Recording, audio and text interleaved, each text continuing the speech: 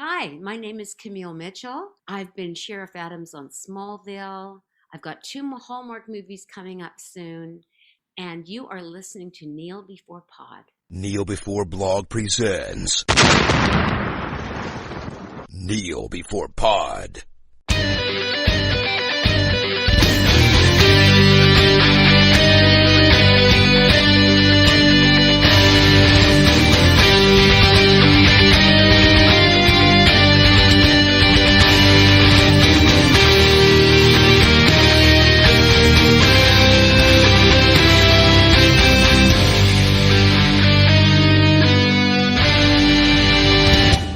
Hello and welcome to Kneel Before Pod, the podcast that isn't delayed until November. I am your host Craig and we're here to discuss the usual news, trailers, etc. from the previous month. So we're talking about February 2023 because that was, or the current month at the time of recording. Joining me for this is someone who, I don't know if he's delayed until November. Isaac, are you delayed until November? Hello. I guess it depends on how long it takes me to send you the recording. It might be. But hopefully it sends a bit faster. Yeah, and it depends if you need some extra CGI work done. Sometimes that needs doing. I think everything's okay. Anyway, February 2023 was a month, or it still is a month. It's nearly over. Yeah, nearly there. Almost into spring. It'll soon be time to put the clocks forward and all that jazz. But before we do all that, let's talk about what we've been watching. So, what have you been watching? At the moment, I'm watching through Luther, series 4 and 5, to catch up or refresh my memory before Fallen Sun releases. From what I can gather, the story of Fallen Sun is more connected to the end of series 5, and 4 and 5 are kind of like one big series. So for people who want to catch up before that movie comes out, I know it sounds quite a lot saying 2 series, but series 4 is 2 episodes and series 5 is 4 episodes, so it's not an intense amount, but just to refresh my memory before that movie comes out, because I'm very excited for that. Yeah, it's a BBC show. It's very short run. Yeah, it's just small.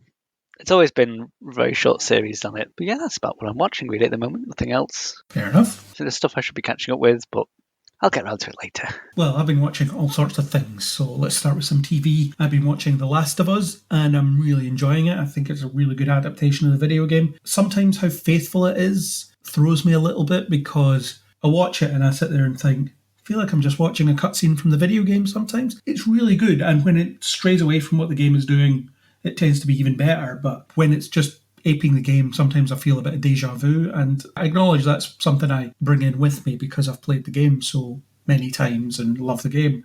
And I don't know if other people that have played the game are experiencing the same thing, but it's an interesting phenomenon to have a good video game adaptation that is, in theory, too faithful. It's good though, it's a very good show. Pedro Pascal is great in it, Bella Ramsey's great in it. In fact, the whole cast are great in it. The writing's really sharp, it looks amazing. So if you're not watching it, definitely watch it. Okay, I needed to catch up. Played the second one again because I was quite excited to watch it. I need a bit of time to not be in that world. It's a bit too dreary and awful for a bit, so I'll have to leave it a bit and then come back later. So I think once it's all done, when all the episodes are out, I'll probably watch it as a full series when it's available. You'll do your own speedrun. Yeah, I'll speedrun it. That's a gaming term for anybody that doesn't know. I'll watch it on 9 different TVs at the same time.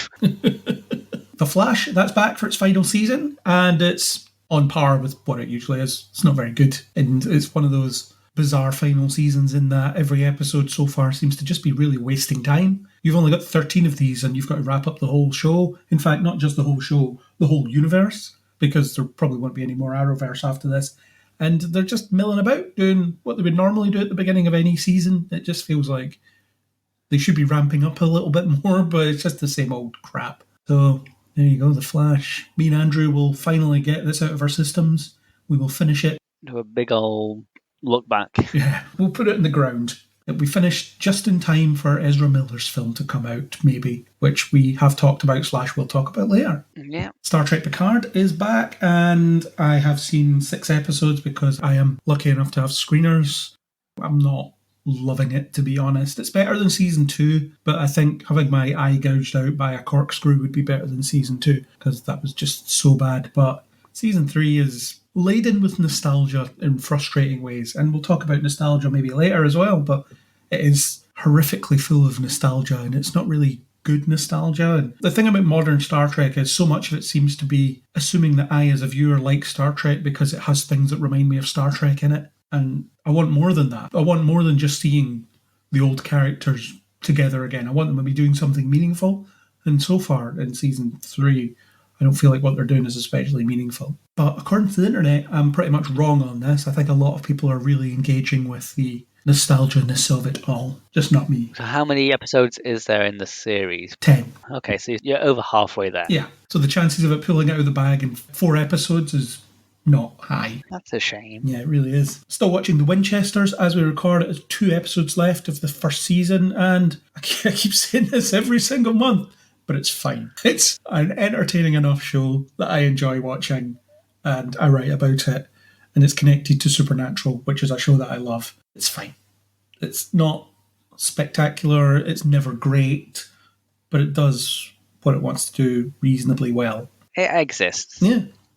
And maybe not for much longer. I don't know. There's been no news on season 2, if it's getting one. Last month I said that I'd started watching Wednesday on Netflix, and I'm still watching it. I'm about halfway through the season. I'm still really enjoying it. I think it's really good, but I don't feel compelled to just rush into it. I loved Wednesday. It was great. It came out in one big bulk, but I don't think we sped through it. We just sort of enjoyed our way through it. But yeah, that's something where I'm looking forward to the next series. There definitely is one, isn't there? Yeah, I think probably around this time next year, I'd imagine. Sort of a bit of a wait, but I'm happy to And wait. then by then, might not be able to get into Netflix anymore if they crack down on account sharing. Oh, yeah. The other thing I've been watching is also on Netflix, Sonic Prime. I've not finished it yet either, but I'm enjoying it. It's a decent enough little Sonic story. So if you like animated Sonic stuff, then it might be in your wheelhouse. I've never really watched much Sonic stuff. Never a world I got into, but there's always a lot of people who enjoy that sort of stuff. Movies. I went to see Titanic for its re-release in the cinema and really liked it. I really like Titanic. I think it's James Cameron's best film, probably. Slightly behind Terminator 2. I love Terminator 2, but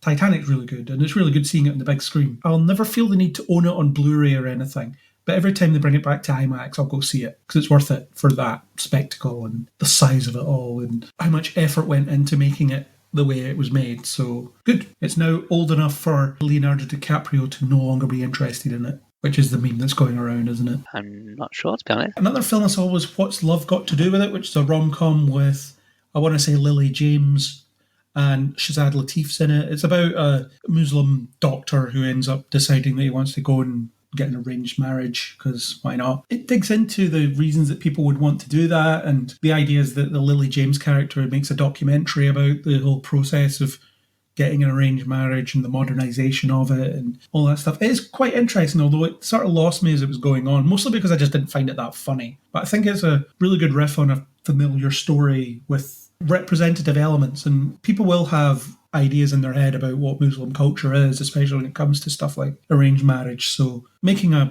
assume will end up being mainstream comedy about it is a good thing. It's not my usual thing. I'm not super into rom-coms, but I watched it. Cool. Another thing I saw was Cocaine Bear, which I didn't like. I thought it completely failed to live up to a premise that should have been really easy to execute. I felt like it needed a director like James Gunn when he was doing B-movie stuff, or someone like that, someone of that area. It's just one of those things that tries to coast by on its novelty and it doesn't work. The characters are really annoying. It just gets really tedious after a while. So it's one of those things where the title is the best thing about it. Okie doke. Sort of a gimmick sounding thingy that's not really worth catching up on. No. Another thing I saw was Ant-Man and the Wasp: Quantumania, which I did not like. It is certainly the first Marvel movie in a while that I've actively disliked, and I wrestle with this a little bit because objectively it probably isn't as bad as some of the other ones, and it's probably not fair to be heaping all the criticism on it, but I also feel like it's a bit of a cumulative effect with Marvel at the moment because a lot of what they release has been pretty mediocre, and obviously this one's touted as the big boost for Phase 5 and the introduction of the next big bad and all this stuff. It's got all this stuff hanging on Scott Lang's shoulders, and I don't think his character can necessarily shoulder it, but I feel like there was a better story in there that they could have told. The Quantum Realm was pretty visually boring, I found. I thought it was a pretty ugly looking film, just murky sludge most of the time. And the thing is, the central gimmick for Ant-Man is he grows or shrinks, and in order for you to appreciate that, you have to put him next to stuff you recognise so that you know that he's either taller or smaller than it. Yeah. Otherwise, yeah, no matter what size he changes to, he's changing to it against a universe we have no reference of. Like, this could be a human-sized rock, or it could be like the size of a planet. We don't know. Well, there is actually a bit in the film where he's supposed to be huge, and they make a comment about how huge he is, but then you look at the background and it just looks no different from the previous background when he was normal sized. So I'm just sitting there thinking, what is this? What have you done here? And it's a shame because Scott Lang's really good. Jonathan Majors was great as Kang, although he was kind of underserved by a pretty lackluster script. Catherine Newton was really good. She's usually good in things anyway, but she was really good again, underserved by a pretty lackluster script. Michael Douglas was just cashing a paycheck. No need to be there at all, really. He didn't do very much. Same with Evangeline Lilly. It's a film called Ant-Man and the Wasp, and she's hardly in it. She doesn't have very much to do. But if anyone's wondering if it's an essential viewing in order to understand what's going to be happening with Kang and what's going to play out over the next couple of phases, you can skip it and you'll miss nothing. But I think that's the case with pretty much every Marvel film. I don't think any of them have been must-sees in order to understand what's going on. They've let people believe that, and they've let the hype surrounding it develop that idea. Even in worst case scenario, you can just read the Wikipedia and it's fine. Yeah, or just ask someone. In fairness, it's like in a comic event where, say, Thor turns up and he says, "Oh, I was just out on the fringes of space fighting whatever, and then I came here." You may not have read that comic, and you don't need to understand what's going on in the main event. It'll be like that. What will happen is Scott will explain to someone what happened to him in the quantum realm, and then that will catch everybody up. I'm reading Captain Marvel at the moment. It's not an event, but it's a team up with the X-Men. And it's like, to really understand what's going on, you got to pick up X-Men something. It's like, no. I'll figure it out. I'm guessing the X-Men will just be fighting the Brood. I don't need to read both. You'd waste money on that comic, and then you would think, "Oh, I probably shouldn't have bought that." Yeah, I'm not in a rush to see them doing the same fight from a different perspective, but it's that sort of thing. That's fair enough. There's probably other things that I've been watching that I'll remember as I go, because it always happens where I forget. Even though I make notes of things that I've been watching, I'll end up forgetting. Anyway, do you have anything to plug for the fine listeners? Nope. I only do one podcast and it's this. And they're listening to it, so keep listening. Don't turn off. That's my plug.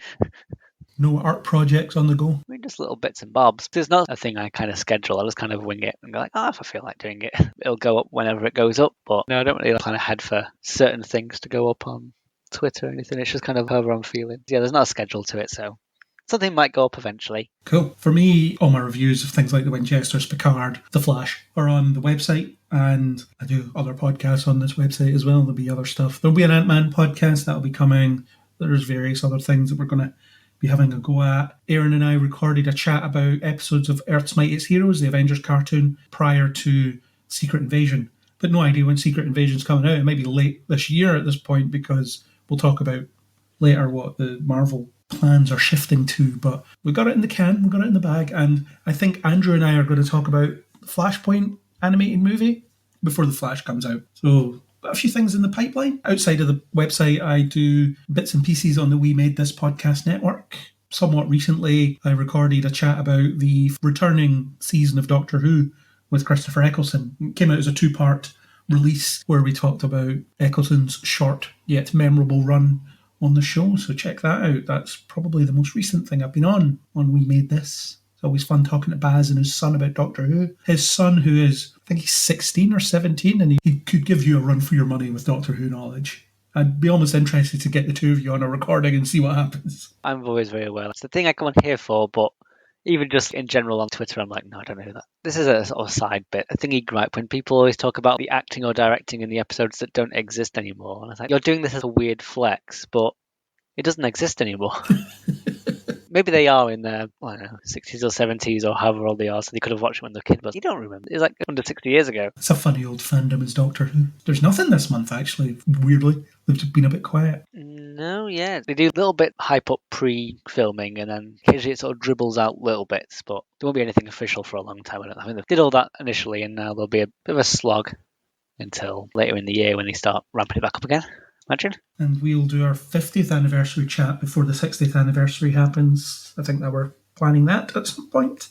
Yeah, let's get that in before November. Yeah, okay, let's move on to trailers. We have a few of those. Let's start with Grease, Rise of the Pink Ladies. And I talked a few minutes ago, about how I'm sick of nostalgia baiting and things like that. And that's what this is to me. It's just more of that. It's, here's a thing that you once liked, and here's more of it, but we'll try and make it different. And my immediate question is, do we need this? It's odd because it's prior to Grease, but it is going like on a question the norms of the 50s, but it has to then go back to Greece. So they can't. So at one point in the trailer, there's a girl who wants to join I forgot the name of the male gang, like the mechanic guys that's in Greece, but she wants to join in them, and it won't happen in the movie because they can't really get done, but they're throwing around the expectations of the time in the 50s, but still the rise of the pink ladies, getting all the pink jackets and stuff. The trailer sort of starts off like, oh, here's these people who don't fit in, and maybe we should try and change things around so they do fit in. But by Grease, which I think was a prequel to, that won't have happen. Even if they do change for this movie, they'll probably change back to fit in for Grease, because there's a problem with all prequels. You can't change too much because you know what the future is. But it certainly had that 50s sort of sepia tone look to it. It looks like they're going to the Iceberg Lounge when they go to a big, I think it's called like Ice Palace or something, this big 50s sort of nightclub, bar, jazz club place. But I honestly imagined it being like the Penguins one.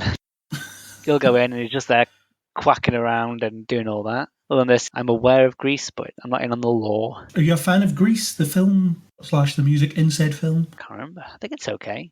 I was in it at school as a chorus person in year 9-ish. That's the last time I interacted with the world of Grease. That was 14 years ago now. How old am I? What's 31 minus 13? How many years that was ago? That impossible to work out number. 18 years ago? Is that right? Yeah. I last thought of Grease 18 years before today when I watched this trailer. I haven't seen the film in decades, probably, but it's one of those things where when the music comes on, it's very hard not to find it a bit of a bop. Every wedding that you go to, it'll play at some point, or if you go to karaoke, someone will inevitably go up and sing one of the Grease songs, etc. Yeah. It's culturally cemented and you can't get away from it. I just don't think we need this. The trailer is only 40 seconds long. I'm not keen. It feels like there's quite a couple of these, actually, going forward into our trailer thingy. There's certainly a vibe. Anyway, let's move on to Resident Evil Death Island. It's the latest animated Resident Evil movie. The Resident Evil movies are weird because we've had so many different adaptations of things recently. We had the really terrible film that came out, and we had the Netflix series, which I watched 2 episodes of and decided to give it up because I just wasn't enjoying it. And the animated films are set in amongst all the video games. So it's all this weaving, interconnected story, which essentially is people go to different places and some kind of outbreak happens where there might be zombies, there's other creatures, whatever. So that's what's kind of happening here. Been hit and miss as movies. It looks decent enough. Jill Valentine is back, which is a character I really like. She hasn't been actually seen in the franchise since Resident Evil 5. So people are really excited about that. Or Revelations, which I think is set before Resident Evil 5. But she's not been seen since then, so people are excited about that, including me. Does seem to be a flashback, though, because I think she's wearing her Resident Evil 3 outfit. The animation looks great. It looks like a very well animated thing. Because it's quite a sort of fast-paced trailer, and I didn't know it was an animated movie. I think there's a few crowd scenes, and I think it's Alcatraz was showing us. It felt odd, thinking it was a live action. It's got some sort of odd sheen to it. And, oh no, it's animated, so it's not supposed to look photorealistic. Yeah, this is a universe that I don't know anything of, except those movies we watched. Those movies that are nothing to do with games, broadly. Yeah. So you thought the animation looked good enough that you thought for a second it might be real, and then you started seeing the CGI characters. Yeah, when it started, it's a typical Star Wars trailer where they just show action snippets and little horror snippets and bits of monster and stuff. And then by the time it gets into people talking or close-ups, you're like, oh no, that's not human. There's an animated quality to it. And I click on things like, oh, it's animated. Yeah. I'm very out of the world of Resident Evil, other than those films that you forced me to watch, a thing that I would never do to you. I wouldn't say I forced you. There was an agreement. We watched those plus Fast and Furious. Yeah, but in each occasion, one of us benefited more. You benefited more from watching these movies, and I benefited more from watching the Fast movies. It was a stalemate then. Yeah, it was a stalemate. We both forced each other to watch these franchises that we just sort of got through to get through. There was no point where both of us were having a good time. You might be able to answer this, though. In the trailer, there is a coffee order. There's some stuff written on the coffee cup, and I freeze-framed it so I could read what it is. It says CM plus CC XWC. So what does that mean? You as a barista, you can tell us. XWC will be extra whipped cream.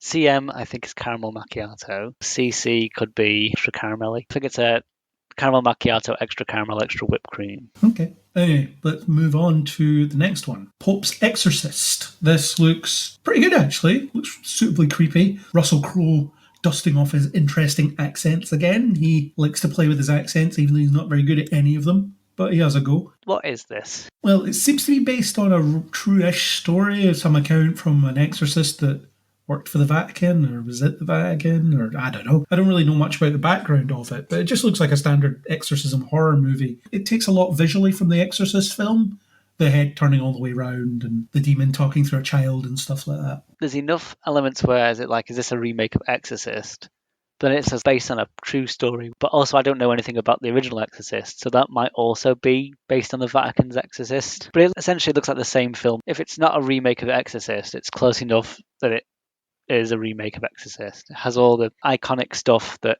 even me who hasn't seen The Exorcist recognises. Like the shadow and the priest walking in who's got the hat and the possessed child in the bed and the demony skin and stuff. So I can't work out what this is. But it seems like if Russell Crowe gets possessed, that's really bad news. It's what it's kind of glazed over on this one because I don't know what it was. Some of it's a remake of The Exorcist-ish. Some of it's just walking around the Vatican and having meetings with the Pope and stuff. I don't really concentrate much on this one. I don't know what this is. I don't see what the appeal of this is. Because people who are really into Exorcist sort of stuff will think it's too close to the Exorcist movie that it doesn't look like it's really doing a new thing that's, worth merit of it not being an Exorcist. But is it going to be more about the Vatican-y stuff? Then that is what makes it different. But I'm not sure if that's what the horror fans want to see. Then I was struggling to understand what the audience for this would be. I just thought it looked creepy, and I was quite interested in how creepy it looked. So maybe watch it. We'll see when it comes out what's happening that week. Next one, you were dead excited about this. Luther, The Fallen Son. Luther, yeah, this looks brilliant. Talk to me about Luther. I haven't seen much of Luther. I think I've seen the first 2 seasons. I understand it gets really insane as it goes on. Yeah, it's a pretty typical crime show. Luther's a cop and he's catching the worst of the worst in London. And it is the worst people. It is the most horrific crime. There's a scene in this trailer where it's an actress, Hattie Morahan, and there's a fire and there's a guy looking through the window with some sort of digital image face over his face in the hood as hiding his identity. And it's that kind of crawling horror boogeyman thing, not in any supernatural way. It's real awful evil people being as deliberately terrifying as possible, which looks like it's happening in this film. That specific scene stood out to me. The crime, the attack. We got Andy Serkis being unusually himself. I say unusually himself. Usually a CG monster or a thing, but here he's just some sort of rich scum looking guy. So yes, at the end of series 5, Luther is imprisoned and I don't think he fully solves the thing. Kind of lingering for a while what's sort of happening there. It's not clear in the trailer. I've not really read too much about what the movie's going to be, but I'm guessing that he's been in prison since whichever year series 5 was. I think it was maybe 2 or 3 years ago to now. And he's just sort of been doing time and now he's having to break out to tie up the loose ends of stuff that is sort of left behind, and I think mostly wrap up the narrative strings that Luther had. And Idris Elba's been trying to make a movie out of Luther forever. I don't know whether it's been developed in hell or not, or if they have been optioning it for a while, but a movie was always the plan. Idris Elba's always wanted Luther to at some point become a film-length proper film. So why is Netflix making this? I thought it was a BBC creation, or was it just the BBC was where it got sold to, or whatever? It was a BBC creation. I'm assuming BBC have sold the rights to it, or they're not interested in continuing it. I think by the end, Idris Elba was producing it, so they probably just sold it. Like I said, it's been trying to make a movie for a while, and I think it must have been optioned around, or BBC Studios aren't interested in making a movie, so he must have gained the rights, or him and creator Neil Cross must have moved it over to whoever will take it off them. So now Netflix must have bought it off them when they're like, yeah, we're not really planning on doing anything with this, so yeah, have at it. This is one of the things I'm most excited for. Unfortunately, it doesn't seem to be playing in Edinburgh, which is a shame. I've had a look. It's having a limited cinema release, but there doesn't seem to be any Edinburgh cinemas. It's probably London, Manchester, other places, but I think it's out in cinemas this week, end of February, and then it comes out on Netflix mid-March. Do you think if people haven't seen the series up to this point, they can still watch this film and be okay with it, or is it going to be heavily reliant on plot points from previous things? I think it's going to be heavily reliant on the last 2 series. Series 1 to 3 was the initial thing, and it kind of solved all the things with 3, and then each time it's brought it back after a while for like one series and ended it and then bring it back. So each one's kind of been the end of a bit. Considering that it seems to be dealing with the aftermath of the previous series, there is a chance that it might be designed to be, you can dive straight back into this without seeing Luther, and you might be able to pick it up relatively quickly. But if you have seen this trailer and you haven't seen Luther before and you want to watch this film, I would gamble on catching the last 2 series on iPlayer or wherever else you can find it. So series 4 and 5, because I think they'll definitely play a part in both the motivations of all the characters that are still kicking around, and the plot elements will come up, or certain characters that have died over the time or heel turned or change allegiances and stuff will probably come up. So I'm assuming it will be designed so you could go in, but I think it's probably going to be better to know a bit going in. And like I said, they're not too long series. It's 2 episodes in series 4, 4 in series 5, so collectively it's 6 hours. Annoying bit of homework, but I think that's how you get the maximum film by doing that. Okay, see how that goes. Maybe I'll catch up at some point. Who knows? I don't have anything to say about this Luthor trailer, really. I couldn't really follow it. It looks like Luthor, Idris Elba's really good. I'm guessing it's just the BBC can't afford him anymore, so they had to get people with deeper pockets. Probably, yeah, that's probably part of it. Over time, the number of episodes and stuff did get smaller, I think, because they just couldn't afford to pay him. He is an expensive man, is old Idris. Exactly. Okay, let's move on. The next one is Class of '07, this Australian comedy about a class reunion where it gets really badly flooded or there's a tsunami or something. I don't know what causes the flooding, but they're all stuck together. It's pretty good, actually. I quite like Australian comedy. I've seen quite a bit of it, and I like the vibe of what they produce normally. School reunion isn't really a cultural thing we have in the UK, but it's also really easy to understand the impulse to impress people you haven't seen in a while or people that you feel have been more successful than you, things like that. So I totally get what the film is getting at. And then being stuck with people you don't really want to be around is also something we can all relate to. I like Emily Browning. It looks pretty funny. We'll give this a watch. Yeah, it looks pretty fun. Looks like a certain amount of high school trauma that they can get through in a night because they don't have to bring it up is going to start to surface a bit more as well. So yeah, there's quite a lot of stuff going on in this. It looked quite fun. I initially thought it was an end of the world thing, but I don't think it's as bad as a bit in the trailer saying it's not the end of the world. And then next we see them, they are surrounded by just water, and I was like, oh, is the Earth over? Maybe it is, but I can't tell. But and then maybe they'll be trapped there forever. Maybe. I guess we'll find out.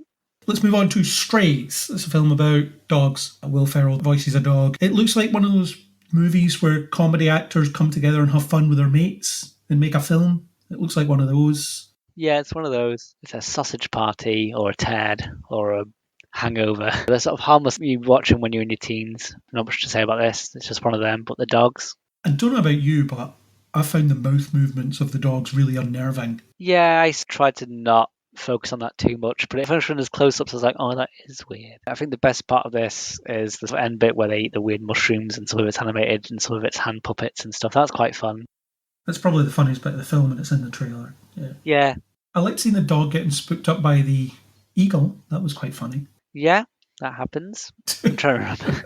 It just kind of glazed over it. It's like, okay. One of those. Let's move on to Tetris. We have a trailer for Tetris, and when you're thinking, how can you make a film out of Tetris? It's a puzzle game with blocks, but it's actually the story behind Tetris. They're social networking it. I remember ages ago watching a documentary made by a YouTube channel, The Gaming Historian, I think, and it was really good. It's a really interesting story because it's in the backdrop of the Soviet Union coming apart and just the machinations that go into making this game a reality and how simple it is and all that stuff. I think the trailer looks great. Taron Egerton's in it. There's some really funny bits. The unveiling of the Game Boy, as if it's this big seismic reveal, and of course it is because Game Boy was huge. It did so much business for Nintendo. You can insert some dialogue there. It doesn't have a backlight and it's got a weird yellow screen, but it uses less batteries than the Game Gear will do when that comes out, so that's something. Yeah, they have gone the right way where the game itself isn't interesting, but the world the game was made in is the actual focus. And then, yeah, obviously, like you said, it's making this, from our eyes,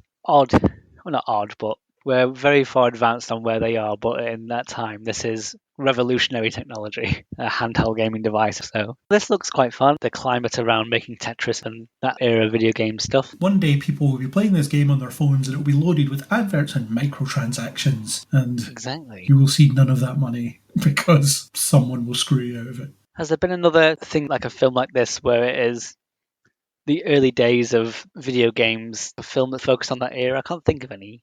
Yeah, I'm not sure. Was there not something getting made about the E.T. game debacle? About the landfill that was found full of the E.T. cartridges? That sounds familiar. I can't remember if it was more of a documentary or more of a dramatisation.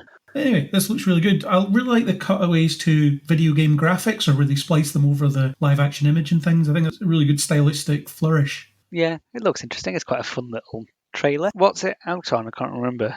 Apple TV Plus. Okie doke. I'll try and find a way of watching it. Oh, that reminds me, I saw an Apple TV thing at the cinema. Oh yeah? Which one? Sharper. Because they're doing it at the Everyman in Edinburgh, so I'll have to keep an eye out and see if they do a screening of Tetris, and I'll try and go to that. What did you think of the Apple TV Plus thing that you saw at the cinema? Oh, it was really good. Yeah, I should have mentioned this in what I was watching. I've forgotten about it till now. Yeah, it's pretty fun. It's a fairly standard con artist style movie, but I mean, it was a lovely day out of the cinema because I got a free whiskey old fashioned and free popcorn. It certainly helped that it was always a nice little event to go to. Whereas if I'd just watched the movie at home, probably wouldn't remember it as much as remembering the evening of going out to this thingy, going and have some food afterwards. So my review of that is biased. A lot to be said about the social experience of going to the cinema sometimes. Exactly, yeah.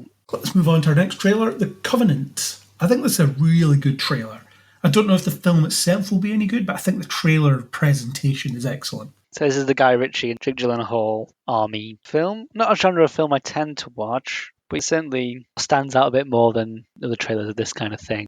Yeah, I don't know much to say about it other than I think it looks good. Yeah, to be honest, I probably won't watch it. It'll be one of those films I kind of forget about. But for people who are into this kind of movie, the modern army-style movie, this looks like it should be a pretty good one. Should stand out pretty well. Yeah, so yeah, let's move on. We have The Little Mermaid. It kind of pains me to say I don't like the look of this because there's so many people that are dissing it for the wrong reasons because they've race flipped the lead. She's not a white drawing anymore. She is a black mermaid. And that's a problem because mermaids exist and aren't black, apparently, according to some people who knows. It's a shame that I just don't think this looks much good because it just doesn't. It looks like a drab and murky mess. The visuals aren't interesting. There is some colour in there, but it is far from impressive. Yeah, it's so greyish looking. And I think this will do well, but it won't be because of people will be like, oh, it's gone woke or whatever. And it's like, no, it just doesn't look very good. Good old-fashioned doesn't look very good. It's an odd choice, especially if they do stuff like, was it Under the Sea? That's quite a celebration of the world and the coral reefs and the fish and stuff. If they do it in this, it'll be a bit more brighter, a bit more interesting looking. Otherwise, it's just kind of murky. This doesn't look like it's appealing to children. My abiding question is how can you have the same company make Avatar and how great that looks and then make this?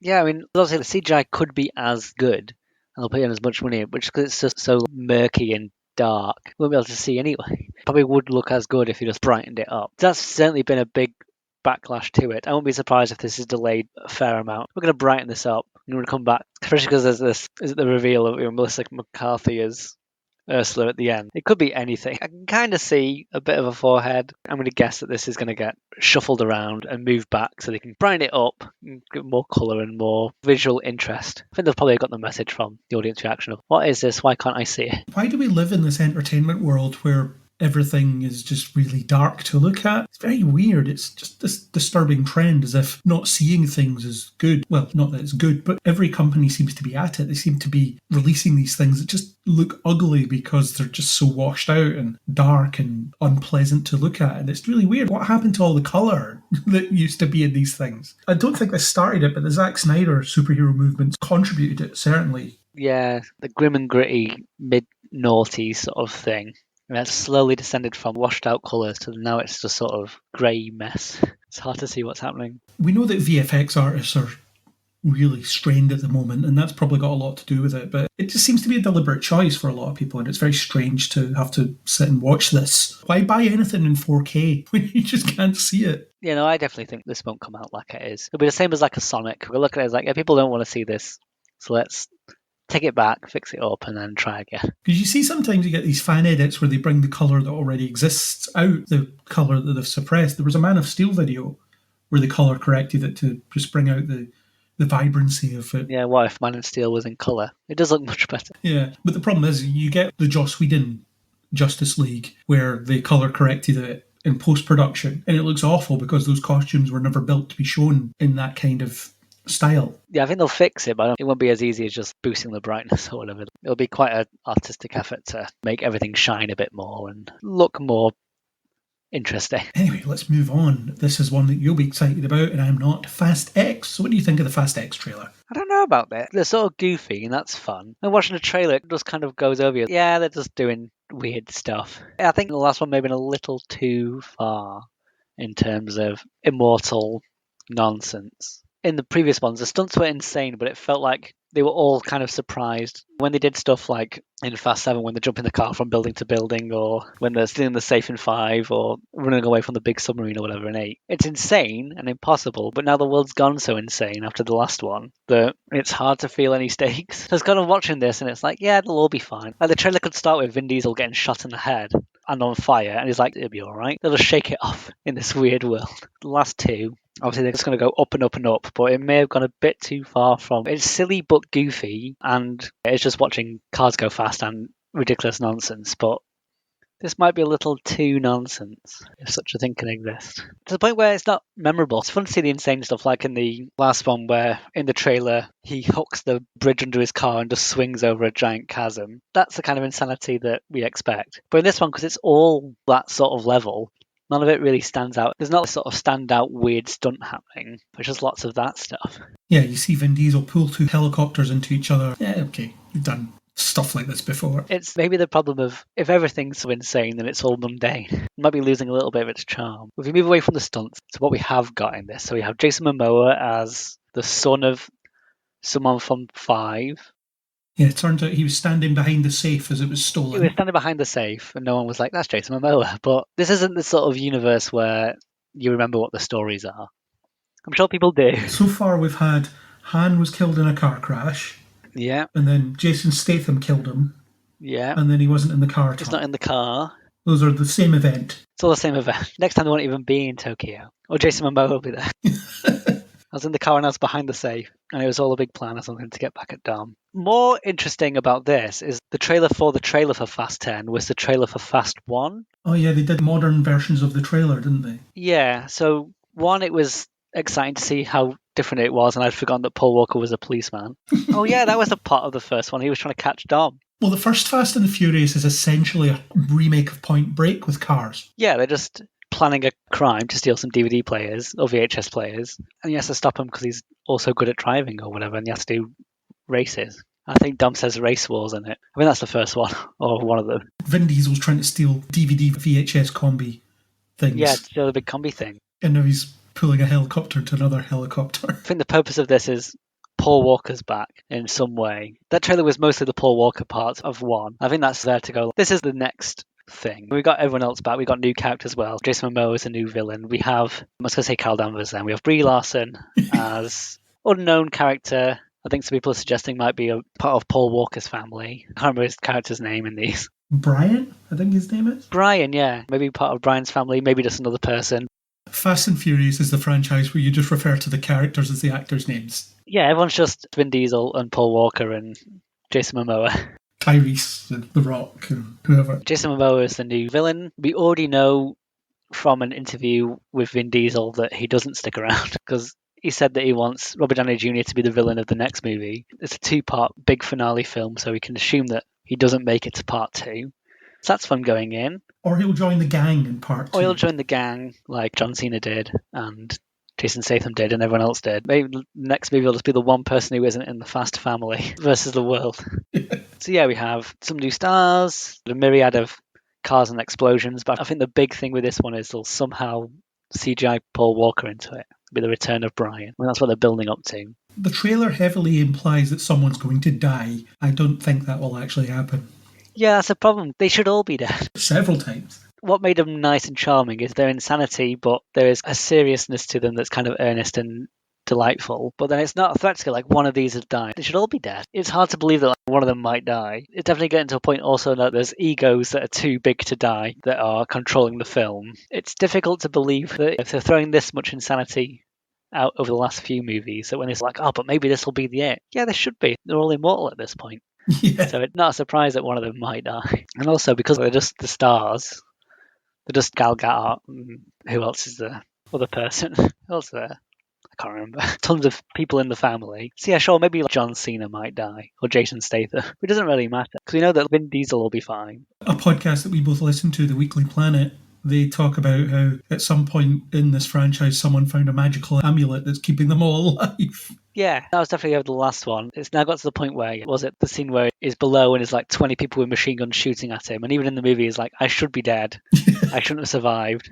Where it's now, it shouldn't be as aware of how silly. I think what was making it fun is it was insane, but it was kind of treated with a seriousness, but they've gone a bit too far over that line where they can't really treat it the same. And it definitely has hurt the thing. I mean, this is now the Vin Diesel movie starring Vin Diesel, where Vin Diesel is fine and the best. So when they sort of hint or rely on it, or people won't make it. It doesn't really matter because it's all about Vin Diesel now. The egos have hurt the film, and it's difficult to really get invested when you know that they have to have a legal, or not legal, but a required amount of punches and kicks equal to other people's punches and kicks that have certainly affected the fun that you can have with these.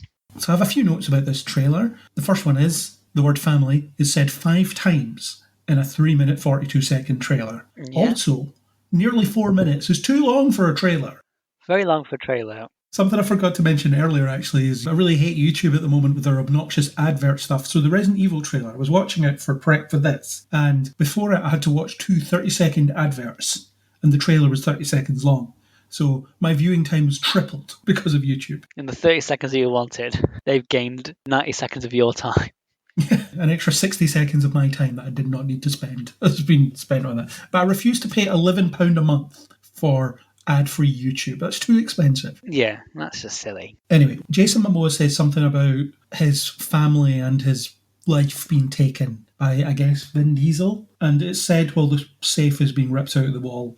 So was his family in the safe? Was his future in the safe? And the safe must have hit someone. What was in that safe? I can't even remember. I think it's just the family fortune. They couldn't take the gangster's fortune away, so they just take the safe away with it in. It's as effective as stealing all the money inside and leaving the safe. So I think it was more they destroyed the family's money and, in that case, power, influence, and everything that they sort of stood for. Okay. It also seems like Han and Statham have a friendly moment at some point in the film. Oh, Jason Statham's back. He's allowed back for some reason. The Hobbs and Shaw universe is not going ahead, apparently.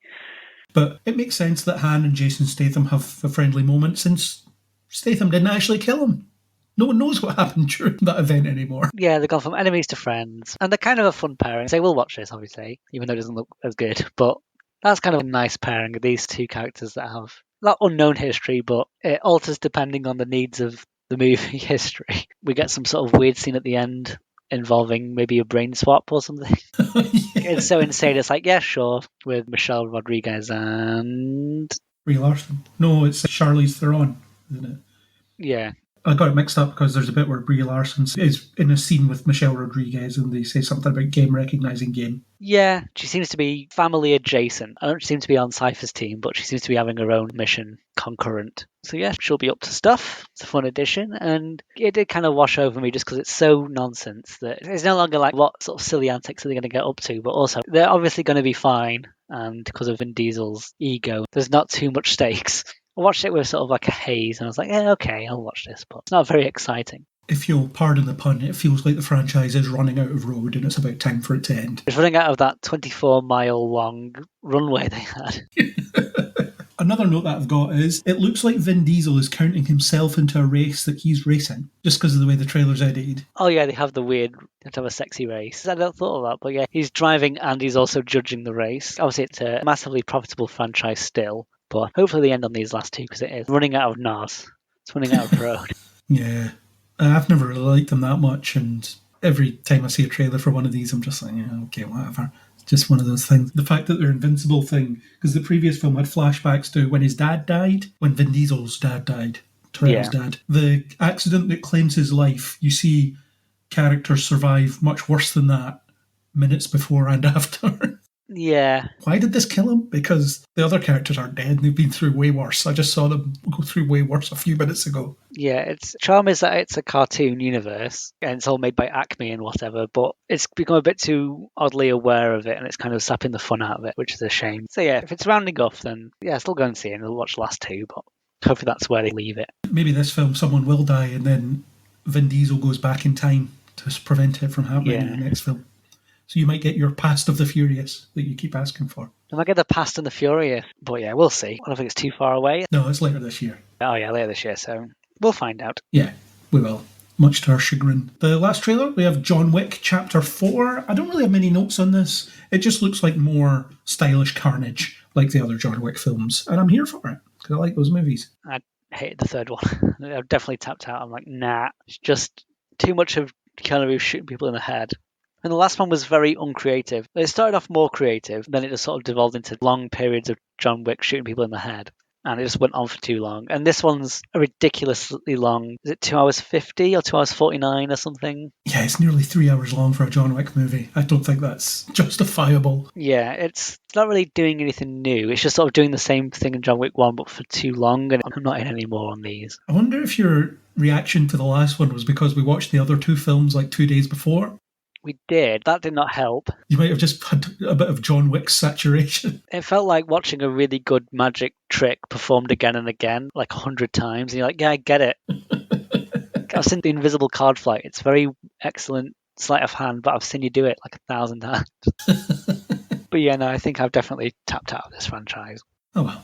I'll let you know what I think of it. Will you see the Ballerina, the Anna de Armas spin-off when that comes Probably out? not, no. I think this whole universe, I'm sort of like, I don't want to. Just too much weird hotels and coins, and no one's not an assassin. Everyone in Tesco's is an assassin. They're just waiting.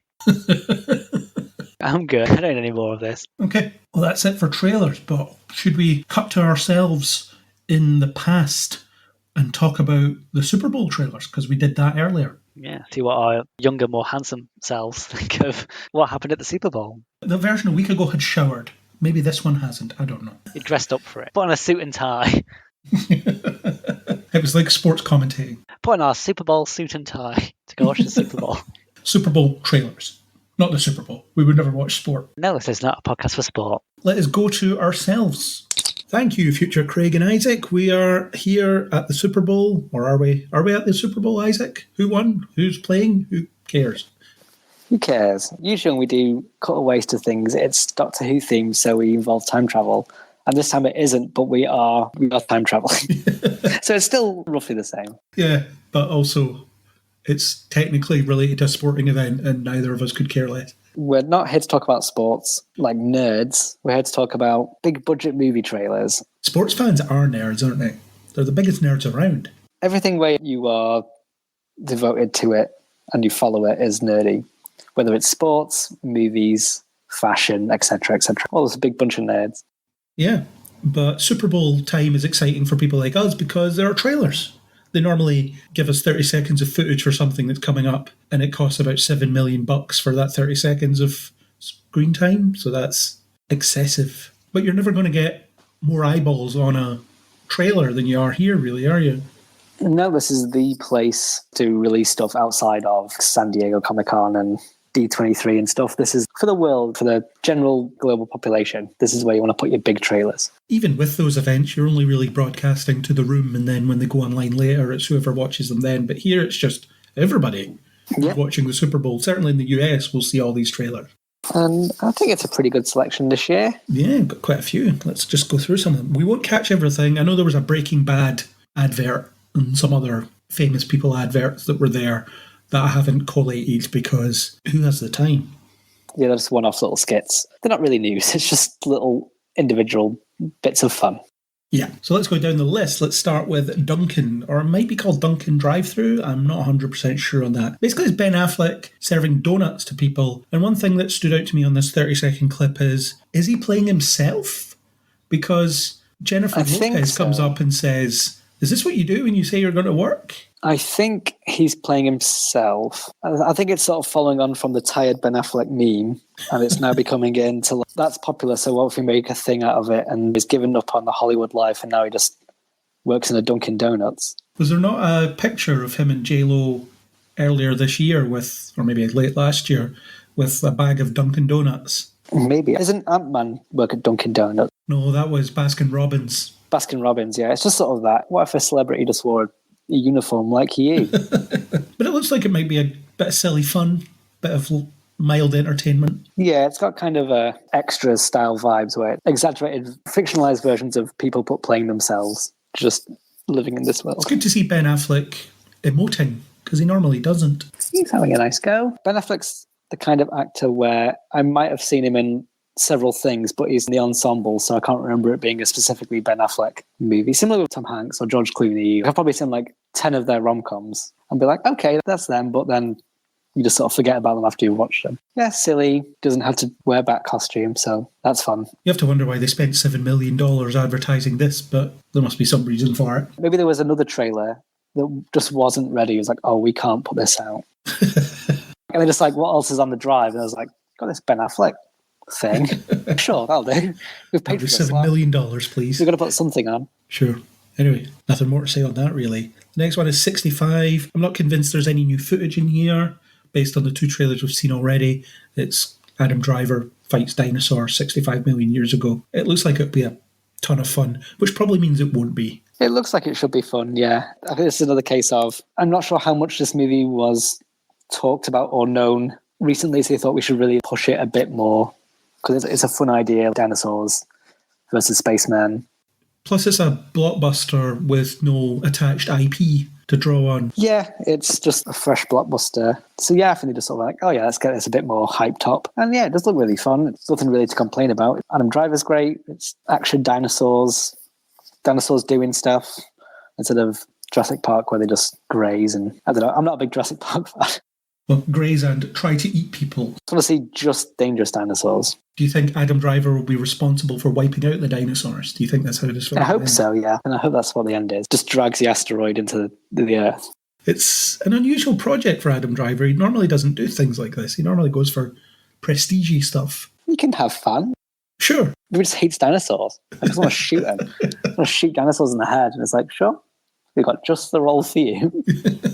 If you could use a lightsaber, that would be great. Laser gun's basically a lightsaber. With easy-to-read ammo indicators. That's one thing I noticed in this trailer. The little Space Invader ships almost that serve as the ammo indicator on his gun. Yeah, that feels like that'll be a thing later where he's going to be trying to repower his gun or something, and it'll be flashing red, or it'll be flashing, oh no, low. The video gamification of film. Science fiction stuff's always been like that. I think even in old Star Wars it's very colourful and visual. It makes it look alien, but it's not in a different language where you just can't understand it. So it's like, we'll just use basic pictures and big colours to, oh yeah, that's dangerous, that's this. Star Wars sort of set the tone for that style, and it's like, that's fine.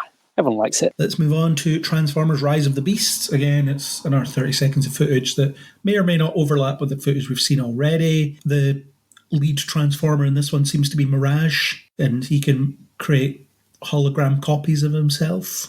I don't know the Transformers. It looks like he's making, if that's a Transformer, then yeah, that's the one that would be the Mysterio of the Transformers, then yeah, sure. He introduces himself in the trailer as Mirage, so pretty conclusive. Bumblebee's there too. He jumps out of a plane. Yeah. And Optimus Primal, I think is the name of the big gorilla one. Yeah, because the best way to disguise yourself on an alien planet is to become a 20-foot gorilla, or however tall they are. Or a truck. Alien planets are more likely to have a gorilla than a truck. Yeah, but on Earth you blend in easier as a truck, whereas giant gorillas tend to stand out. He might have visited the giant gorilla planet. Beforehand, he's just got it saved in his memory. He's like, oh yeah. Someone explained to me the premise of Beast Wars ages ago. I think it's something like the planet's irradiated, so they have to cover themselves in skin or something like that, so they have to look like dinosaurs or animals that were around at the time, and they can transform into their normal mode for a little while. It's nonsense. It's all part of, we want to sell new Transformers, so we'll come up with a thing. I mean, that's fine. That's how it works. We also want to sell product placement to Porsche. Was there a thing where Porsche were like, no, we will not associate ourselves with this toy or something? This promotes violence in toys and it's not good, but obviously they've had a big change of heart and a new house. They're owned by Volkswagen now? Or maybe they've seen how it's like the Fast and Furious thing where it's supercar franchises is the way forward. So we can put our cars into this one too. As you can see by these recently financially unsuccessful Transformers movies. Yeah. It's a shame that Bumblebee didn't do well because it was really good. Surely 6 wrongs can make a... No, was it the last couple that didn't do very well? I think Michael Bay's last one pretty much tanked. And then Bumblebee didn't do very well because it didn't successfully wash the taste of the Michael Bay stuff out of the franchise's mouth. So it wasn't Bumblebee's fault that it didn't do well. It was actually good. It was just, oh God, not another one of these, I think was your general reaction. Yeah, it just happened to come after the other ones. I think it's been long enough where people have kind of forgotten Michael Bay ones. I guess we'll find out. It is nice to see someone else have a crack at it. I know we saw that last time, but someone else, again, have a crack at it. I mean, like I said, Bumblebee was fun and good, so no reason this can't be good. Yeah. Next up, Indiana Jones, or Indiana Jones and the Dial of Destiny, to give it its full title. I don't know if there's any new footage here either. Well, I think there is. I think there's him and Phoebe Waller-Bridge jumping out a plane. We get some de-aged Harrison Ford. I think this is the first speaking appearance of Helena. She was in the last trailer, yeah. I don't think she's... Yeah, but I think she just did a reaction shot. We get Toby Jones looking all scruffy. We got Mars Mikkelsen looking appropriately Nazi. This is definitely the most anticipated for me. Everything's just so fascist and horrible in the world at the moment. I'd say especially in the UK, but also America and Europe and everywhere else. That grumpy old man just punching Nazis through American ticker tape parades. That's exactly what I want. If this film is just punching Nazis and then maybe 5 minutes of prophecy, then perfect. The de-aging looks really good. Yeah, it looks really good. It's got to the point now where your brain doesn't really notice it. It's so close to another human that you're just sort of like, okay, that's Harrison Ford. It's not until you read about it or you see screen capture like, oh yeah, that's not Harrison Ford. That was Harrison Ford like 40 years ago. What happens is people screen cap it and they screen cap one frame of film and they say, look how crap this looks. Yeah, it's all blurry. And when you're watching it in motion, it probably doesn't look too bad. The thing that tends to lift me out when they do de-aging, and I noticed it most in Captain Marvel, was that Samuel L. Jackson may look like a young man, but he doesn't move like one. Yeah, the young abilities of, speed and running, especially if they're fighting or doing anything strenuous. You can't hide that it's an older person doing that. Yeah, I'm guessing they got a stand-in for Harrison Ford and just plastered the face on him. I do love the tactic of holding his hat up to hide his punch. Look inside my hat. What's in there? Ooh, looking at the label like, ooh, that's fancy. Ooh, it's from John Lewis or whatever. And then it's just a punch coming in. It does look a lot of fun. James Mangold, the first non-Spielberg director to direct Indiana Jones. Yeah. Was it at the last Comic-Con where Harrison Ford was like, and this one's a good one? So this one's actually great, so don't worry about it. I don't mind Crystal Skull. Yeah, it's about the same as all the others. They're all roughly the same.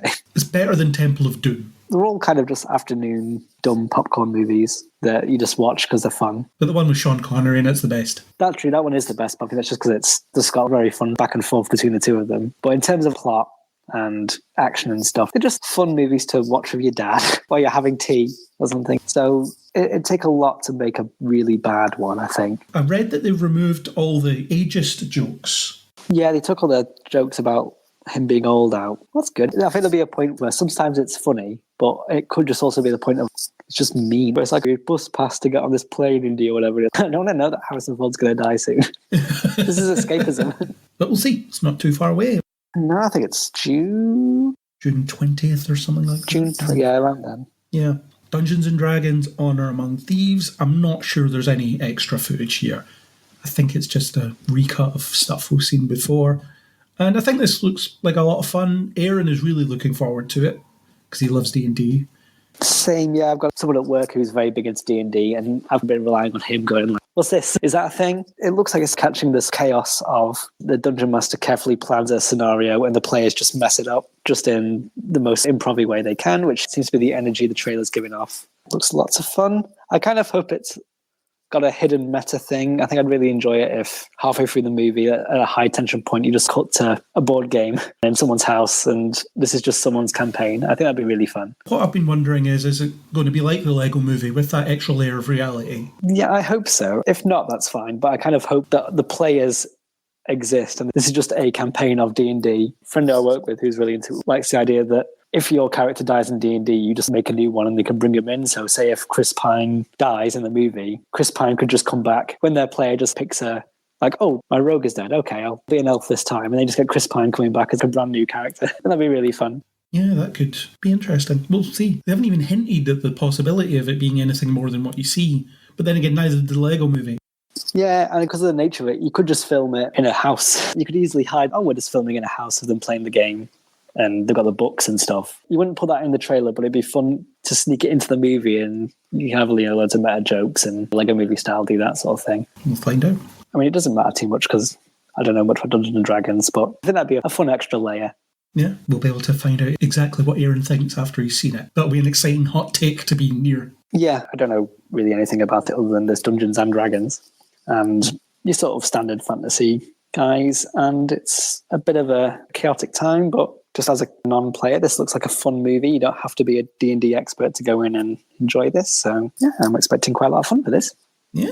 Okay, let's move on to the Super Mario Brothers movie, where they do a fake advert that's in the style of the Super Mario Brothers Super Show that was on back in the 90s, where there were plumbers that got into adventures. Mario and Luigi, that is. And it's a really fun video. It's got a lot of unnecessary detail in it. I think the bit where there's loads of dollars coming down and they're doing shocked faces. Mario's got green outline along his ears where they haven't properly taking the green screen out. I love when he rolls the little car along and then he has to fix where it's going. I know that's a trick that's in loads of things, but it's all those little charming moments where it's just like, yeah, this is just a homemade advert by two plumbers who aren't filmmakers. This has raised my confidence a lot in this. If this is the humour of the movie, then I'm all up for it. I wonder if the phone number works. I know the website works. If you go to the website, it works. The phone number does work. I know it Charlie Day as a message in Characters Luigi, get back to us or visit us on the website and we'll book you in or whatever. I think Charlie Day's Luigi's leaves a message if you phone it up. Yeah, they won't put a number in and then that'd be fake. Because people are going to ring a number that if you put on the screen, somebody will ring it. So they've just recorded a nice little thing. This is an extra fun detail. I'll look it up on YouTube and see if I can put it in the show notes, see if someone's captured it. They probably have. But the website definitely works and it has an old 90s feel to it, as in it's a barely functional, really blocky looking, almost Yahoo Geosites type website. Yeah, it's like made in HTML, but it's really charming. It's really lovely. This has definitely raised my expectation for the Mario movie. I'm still not sure about Chris Pratt in the role. It'll be fine. Chris Pratt, just the least Mario person you've ever seen. There's better people, but there's probably worse people they could have picked. Yeah. Speaking of Chris Pratt, we have a full trailer, final trailer possibly. There'll probably be another one actually, it's like 3 months away. But for Guardians of the Galaxy Volume 3, what do you think of this trailer? This looks pretty great. I wasn't a big fan of the first trailer, the one where they visit the neighbourhood. Where Drax hits a child in the face with a ball. Yeah, so I watched that once, I was like, okay, it's Guardians movie, so it's going to be a bit goofy. But this one's the drama trailer. So it's more intriguing. There's an awful lot of screaming and anguish and potentially dead people being carried around. And we got Golden Boy. I can't remember his name. Who's the Golden Boy? What's he called? Adam Warlock. We got the High Evolutionary. A bit more of Rocket Raccoon's Otter Friend. I know the spacesuits are inspired by 2001. But as a big Lego fan, I like to think it's like in the Lego movie, was it Benny the Spaceman? They just have the one colour primary colour astronaut suit. I'm going to go with this, unconfirmed, but James Gunn probably had a Lego space set when he was a kid, and he was like, I want to use these big, colourful spacesuits. I think they're inspired by costumes the Guardians wore in the comics as well. Yeah, maybe. But I'm going to say it's a Lego thing. I've not asked him. Well, I did. I asked him, but he didn't reply. So yeah, I have no confirmation of this, but if anyone asks me, I'll be like, did you know that's based on Lego? It's got to lie to everybody. The High Evolutionary is a character that could be really interesting. Yeah, he does look a little bit like stoic Marvel villain. I should really expand that to just a stoic superhero movie villain where they're cold or callous scientist type guys. It's not a character I know much about, and I think the trailer, we get that he's not a perfectionist, but the High Evolutionary is sort of creating in his mind, the superior beings and stuff. Of all the elements of this trailer, that's one of the ones where I kind of glossed over that. I don't know much about this guy. It should be a good villain to be involved, but I haven't really thought much about him. Yeah, and Adam Warlock, I don't know, he could just be another generic, most powerful being in the universe type. Yeah. Was he created to look after the Infinity Stones in the comics? Is that his gig? I think so. It's been a while since I've read anything that Adam Warlock's in, but he's hugely powerful. He probably should be in a Captain Marvel movie, to be honest, but then it would just be two invincible people firing different coloured lasers at each other. Yeah, he's kind of like the Sentry. I know the Sentry is essentially a Superman. I think he's just another Superman. Or Hyperion, who the Thunderbolts might be fighting. It's not going to be a very short film. No, there'll be reasons that they don't just kill everybody immediately. Or maybe there won't be. Who knows? Maybe there won't be. We probably talked about this earlier in the episode that we haven't recorded yet, because time travel. But I have concerns about this after Ant-Man, because I thought Ant-Man was just really bad. And I don't know that I can trust that the Marvel stuff coming up is going to be of much use to anybody. This could be the exception because it's James Gunn and they probably left him alone after firing him and said to him, yeah, just make your film, whatever. I don't want to be in the mindset of going in expecting not to like them, because at that point I just will stop altogether. I've not watched Ant-Man and I probably won't catch up because I wasn't really in a rush to watch it and I didn't really like the second one. But for example, upcoming The Marvels, say Guardians looks good. As long as they look good, I'll go in and expect them to be good, but I'm aware that the current trend is that, say, Ant-Man was the second of the rotten ones. It might just be a natural cause of, there's been like 30 Marvel movies and people are sort of slowing down on them. The bubble's bursting, whatever. I think these movies are just going to become not as event as they were around Phase 3. I was sort of trying to, I've probably said this earlier as well, but I'll repeat myself / haven't said this yet, so haven't repeated myself yet. Time travel. I think for me, the reason that Ant-Man annoyed me as much as it did is a cumulative effect, as in, they've kind of been mediocre for a little while now, then Ant-Man comes out and it's bad, and I'm just thinking, are Marvel films going to be any better than just fine after this point? I think back to the earlier phases where you'd come out of them and think, wow, that was incredible. Stuff like your Winter Soldiers or the Avengers or whatever. You come out of those and you think, yeah, that was a really good experience. I think, yeah, it's a diminishing returns thing. I'm sure there will be an absolute cracking great Marvel movie. There were talented people working on the movies. We've probably discussed this in the past/future time travel about the Disney Plus series. The plan to tone down what they're putting out to focus on, this wasn't the said, but I think the implication or the thought behind it is quality over quantity in the future phases. It's always a little disheartening when you're really invested in such a giant, especially like this franchise is massive. And they kind of just sort of like, yeah, like Doctor Strange was pretty bad and it's not great and I wouldn't watch this again. And yeah, if it gets to a point where you're forcing yourself to watch the Marvel movies, like I guess I have to go watch this, then yeah, probably just don't watch them. But for now, there's still hope in some of these. Some of these are still looking really good. And James Gunn, he's certainly got the clout where he doesn't really put a foot wrong, especially in superhero genre. He probably wants to leave this team with a big finish, a really good send-off for the Guardians. So I'm pretty confident that this will be a bit of a shinier diamond in the bag than what we've currently had. You certainly can't sense the same level of studio interference that you can feel on some of the other things with his Guardians movies, that's for sure. Yeah, it doesn't feel as you put your final polish on it, but we've kind of done it, that some of them have. It feels very much like, no, this is a James Gunn from the ground up sort of movie as opposed to some of the other ones where it's a bit more formulaic-ish feeling or consistent palette feeling and stuff. Obviously, there will be some push and pull because that's just the way franchise and studio filmmaking works. The director never gets fully their own way, but you feel it less with the Guardians movies. Yeah, I think it also helps that they are very much outside of the Marvel soap opera. The Earthbound stuff is very much more interconnected, whereas the Guardians is galaxies away. So I think it also helps. It feels separate to the ongoing thing, which I think allows a bit more of a looser hold on what they can and can't do, because the actions of the Guardians won't, for example, affect what's happening with Captain America or Avengers and stuff. It feels like you've got a bit more freedom to either blow up a couple of people or planets that none of the other stories are relying on or got plans for, or got other things that they'll be involved with and stuff. So might be a bit of that too. Yeah, fair enough. I do think Kevin Feige needs to maybe appoint more people to oversee these things because he's clearly spread a bit too thin and we're starting to, well, maybe not starting to, but we're definitely seeing a decline in quality overall. Yeah. Also, he must be tired. Yeah. Like I say, he's had a good run. The fatigue could be hitting him too. He has the power to hire people, though. He could fix this quite easily. Yeah, I think that is a good idea to get other people with other visions to oversee the whole thing. And we'll have James Gunn doing the DC universe, which could be interesting. Yeah. Which takes us neatly on to our final trailer for this round of Super Bowl stuff, The Flash. I know you have strong feelings about the Flash trailer, so let's hear them. I was thinking about this today. I was trying to work out the percentages of what people are going to watch this for.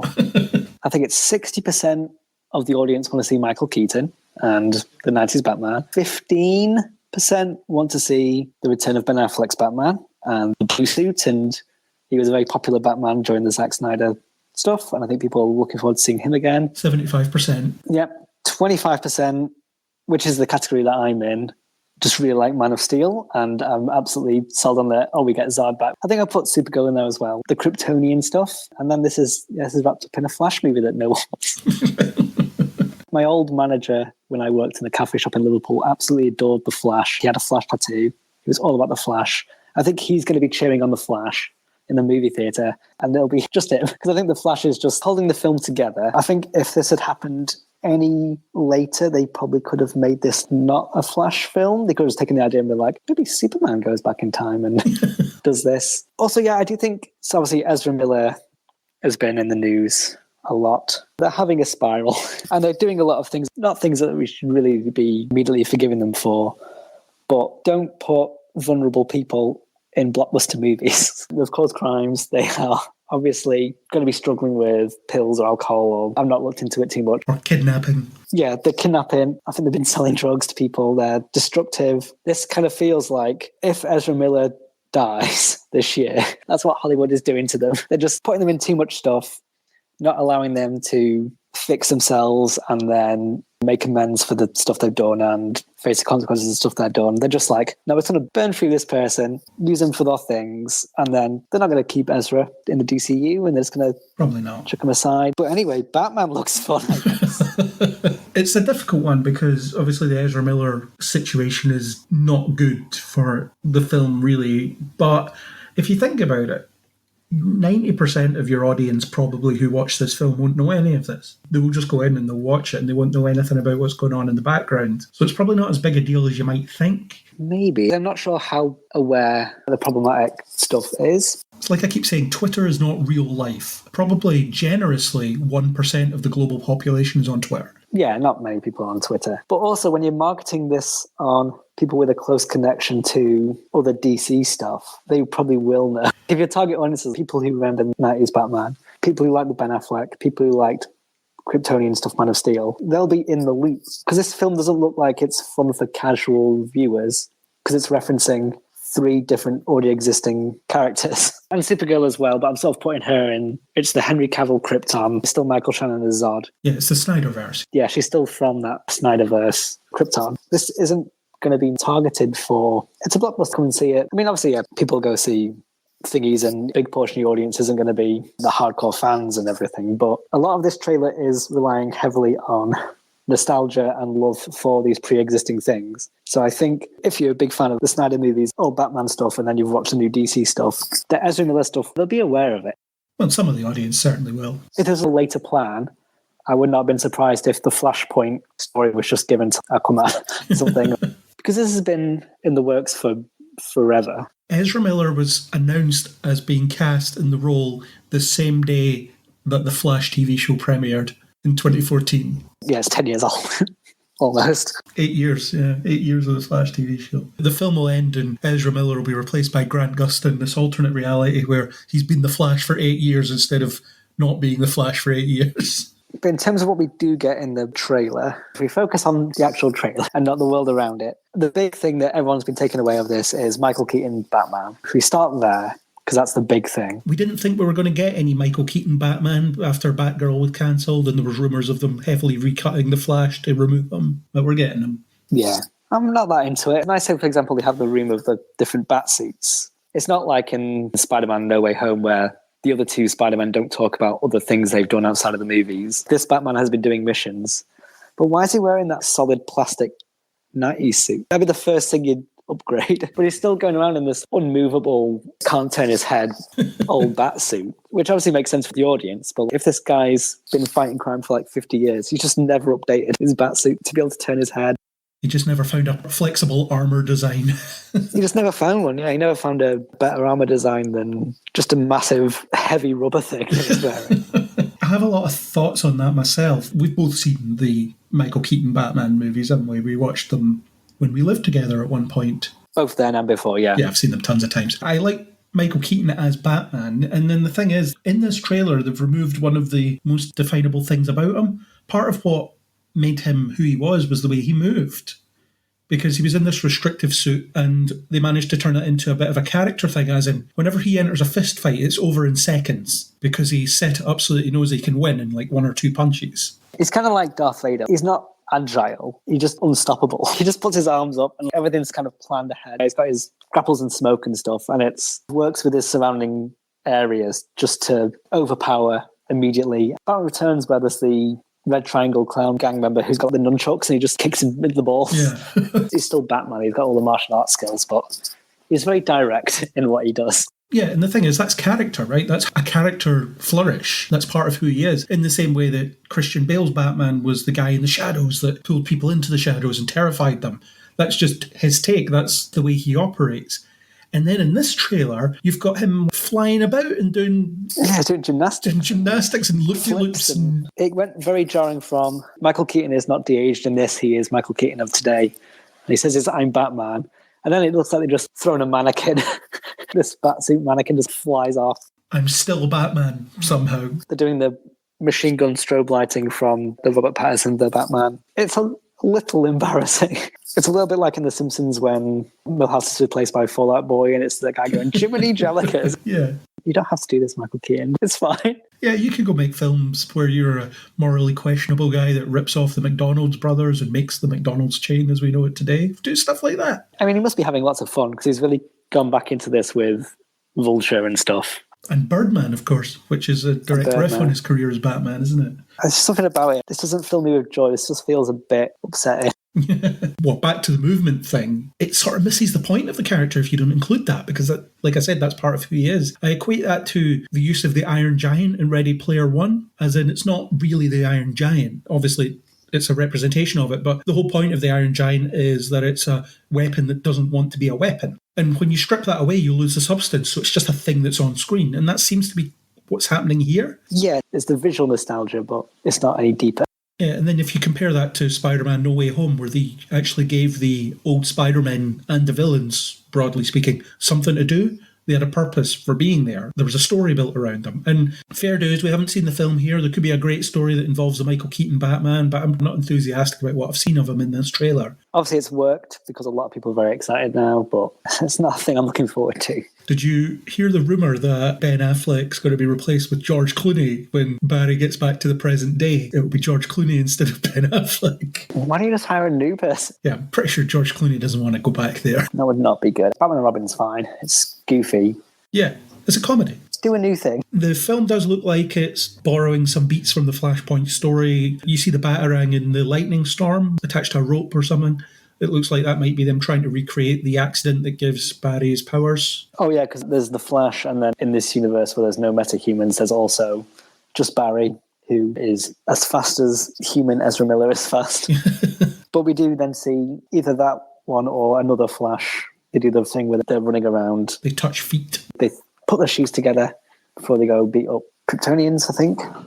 Yeah, well, you see the Flash punching Zod in the face really fast, or punching a Kryptonian in the face. It looks like it's in the middle of those weird fish ship things from Man of Steel. Seems to be flying around in the background as well. One of the notes I have is, no Clark means Zod takes over, but how is he there in the first place? Because he was only there because Clark triggered a signal that directed him to Earth. Yeah, they appear to have Supergirl in a prison that they have to break her out of. I'm going to assume that in Man of Steel they find the fortress, the ship, the Fortress of Solitude that he's using. But it's Clark activating it that sends out the signal. Yeah, so they could easily make it where someone else just activates it. Yeah, they could. We've just been dicking around with it and we've managed to get it working and we've sent out a signal inadvertently. It also wouldn't surprise me if they don't cover it in any way. It's just this universe. It just shows up. Zod is here for some reason and we're not going to go into it. Yeah, it could just be there. Because who cares about plot? We don't need plot. Here's more nostalgic stuff, whatever. The Supergirl thing, that looks like what they did with Superman in Flashpoint as well. Yeah, I've not read Flashpoint, but it's that thing where they just keep underground in like a red sun. Keep him underground, and he's all emaciated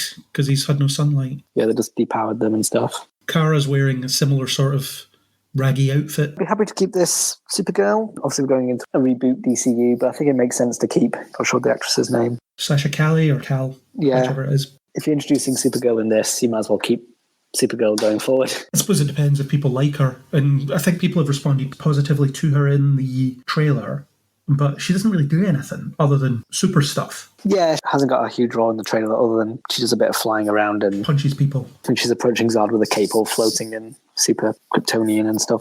She flies next to the Batplane as well. So, yeah, we've not really seen her do anything, but there's definitely going to be a Supergirl movie coming out, so it'd be sensible to keep her instead of recasting again. Oh yeah, if the audience responds positively to her in the film itself, then there's no point in ditching her. Yeah. And it looks like she's going to be a darkish character, and it seems like that Supergirl story is a dark story. Yeah, she's not got much mercy in the comics, so that sort of fits what this one looks like. Have you seen the rumour that she might be Zod's daughter because she's not blonde? Yeah, maybe. Maybe that could be a thing. If they're trying to find a reason for Zod to come, it could be on a daughter rescue mission. Yeah.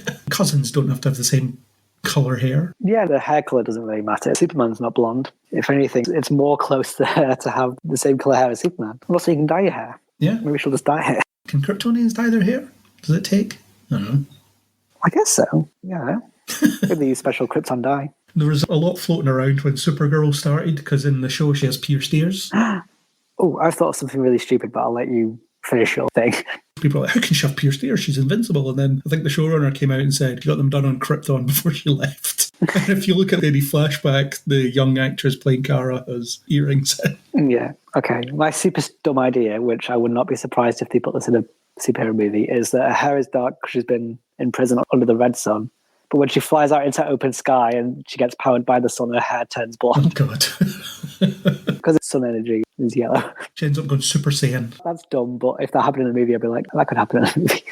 What else is in the trailer? Quite a lot, but also not a lot. Blue Batman, that's nice. A blue and grey Batman suit, because apparently that's great by itself. Sure. I certainly noticed it, so that's good. A totally visual, I've seen that before trailer. I've seen that before, and I was like, oh, that's new. Ben Affleck on a bike. Yeah, there's potentially a third Batman. There's a bit where it's very clearly Ben Affleck's Batman, and it cuts to a simpler Batman suit, similar to the Ben Affleck suit, but much simpler. And I think some people are speculating, is this a third Batman? But it could also just be a CGI thing. It's moving fast, so they don't have to put all the rivets and bits in. God, who could the third Batman be? I mean, this is clearly the Batman movie starring Flash, so they might want to put as many Batmaners in as they can. Why don't they just cut to the chase and do Batman No Way Home? Just with all the cinematic Batman actors turning up and working together, fighting all the living Jokers. Jared Leto and Jack Nicholson. Oh, and Barry Keoghan. And Mark Hamill, I guess. Oh, Mark Hamill, I guess. You could put Mark Hamill in Joker makeup and then that'd be fine. I wouldn't be surprised, again, with this movie trying to do as much as it can. Joaquin Phoenix, throw him in, because why not? Oh yeah, they put Joaquin Phoenix in. If they put Mark Hamill in this movie as a Joker, be like, look, it's not the Flash. Look at this. We were starting to worry if you were getting bored by all the Flash content in here, so we decided to put more nonsense in. Yeah. I feel like I will see this. Yeah, I think it has to be seen. More out of curiosity. But again, when you were saying about Ant-Man tricking everyone into thinking it's a must-see movie, this probably isn't a must-see movie, but I'm not interested or excited to see how they do it, but I'm kind of curious, like, what's this going to be? I'll definitely see it. That's a given. But yeah, based on this, I'm not that excited. I'm just kind of getting bored of all this nostalgia crap. Yeah, I'm not happy with this direction of just bring back whoever's been this character before. It's much less interesting. What are people 30 years from now going to be nostalgic about? Those movies that were nostalgic about the movies that were 30 years before them? Bluey. Bluey No Way Home. It's just bring Bluey back. Oh, I'm really nostalgic about The Flash that had Michael Keaton in it from 30 years prior. Going to be great. I remember my dad being super excited about this. This kids movie that I had to go to. Did you see the nonsense that's kicking about online about people wanting the Snyderverse to be sold to Netflix, even though Netflix have expressed no interest and Zack Snyder has expressed no interest? I hope that when Zack Snyder does his Star Wars-ish thing, people will stop talking about the Snyderverse. Never. He obviously doesn't want to do it. Just people who are very connected to that specific style, that specific go at the era. But hopefully when he makes his space saga for Netflix, they'll just shift to that and we can stop talking about the Snyderverse. No, it's only just beginning. Well, they'll always be vocal and I'll always never listen. Anything else on the Flash trailer? No, I think that's it. Okay, shall we cut back to ourselves in the future? Yeah, let's return to our past selves in the future. Yeah, let's do that. Well, that was us again. It was us talking, but we already had the conversation. How weird was that? Yeah, it's well handy. Usually in these, I run out of steam quite quickly and I get very tired towards the end. Because usually we do it in a block. We just do it in one go. But doing it in two goes, it's very refreshing. I still feel I've got more to say. Bit of inside baseball for all you listeners there on how we put this show together. Or inside Super Bowl. Inside Super Bowl. Inside whatever game they play at the Super Bowl. American football? Is that what they play? I don't know. I do know. I'm just trying to sound aloof. Yeah, we had a recording halftime to do the prep talks and refresh, and now we're back to talk about just general news and things. Let's move on to our next round of stuff. Let's start with one of the pillars. We only have one pillar this week. There's only one pillar holding the podcast up. It's Marvel. The very fragile roof of this podcast. Everyone else has been pretty quiet. DC dropped a lot of stuff last month, so they've been quiet. Other than the fact the Aquaman sequel did test screenings and everybody hated it, apparently. So, of course, Warner Brothers are going to be benching it like they did with Batgirl, aren't they? Yeah, of course they are. He's fine. He'll be Lobo. It's fine. This is just test to get through it so he could be Lobo later on. Yeah, but test audiences supposedly hated Batgirl and they had to get rid of that. But if Aquaman is as bad as people are saying, surely by the same logic they have to get rid of that too. Yeah, that's what has to happen. Somehow I don't think it'll happen. Maybe you'll get one film out this year. Well, Shazam is already coming out. I have my ticket. Yeah, that's on the way. Yeah, on DC Film. Maybe it's good. Who knows? Anyway, Marvel, what are they up to? Kevin Feige gave a bit of an update on the current state of things. He talks about Spider-Man 4 and some other things, but we'll start with Spider-Man 4. All I will say is we have the story Feige said about Holland's anticipated Spider-Man return. We have big ideas for that, and our writers are just putting pen to paper now. Whether Holland will once again team up with Spider-Man actors Tobey Maguire and Andrew Garfield remains to be seen. Both actors have expressed interest in returning for a new Spider-Man movie. I'd kind of rather that the triple Spider-Man team up was its own little special event that doesn't need to happen again. Yeah, that won't happen again. It sounds like Spider-Man 4 is a long way off, but I'm assuming it's just going to be Peter Parker doing a thing. We've had the home trilogy, the sort of loose trilogy of the first three, and now it's just going to be him, sort of like a Sam Raimi Spider-Man 1. He's just going to have a little apartment and he's just going to be doing just Spider-Man stuff, I think. I think that's what's the next step. It'll be a shame if we don't have Zendaya and Ned, the actor who plays Ned, in it. It'll be a shame if we don't have them back. Yeah, it could be, but there's also space for Gwen Stacy in this world or another evolution in this thingy. Or Felicia Hardy, the Black Cat.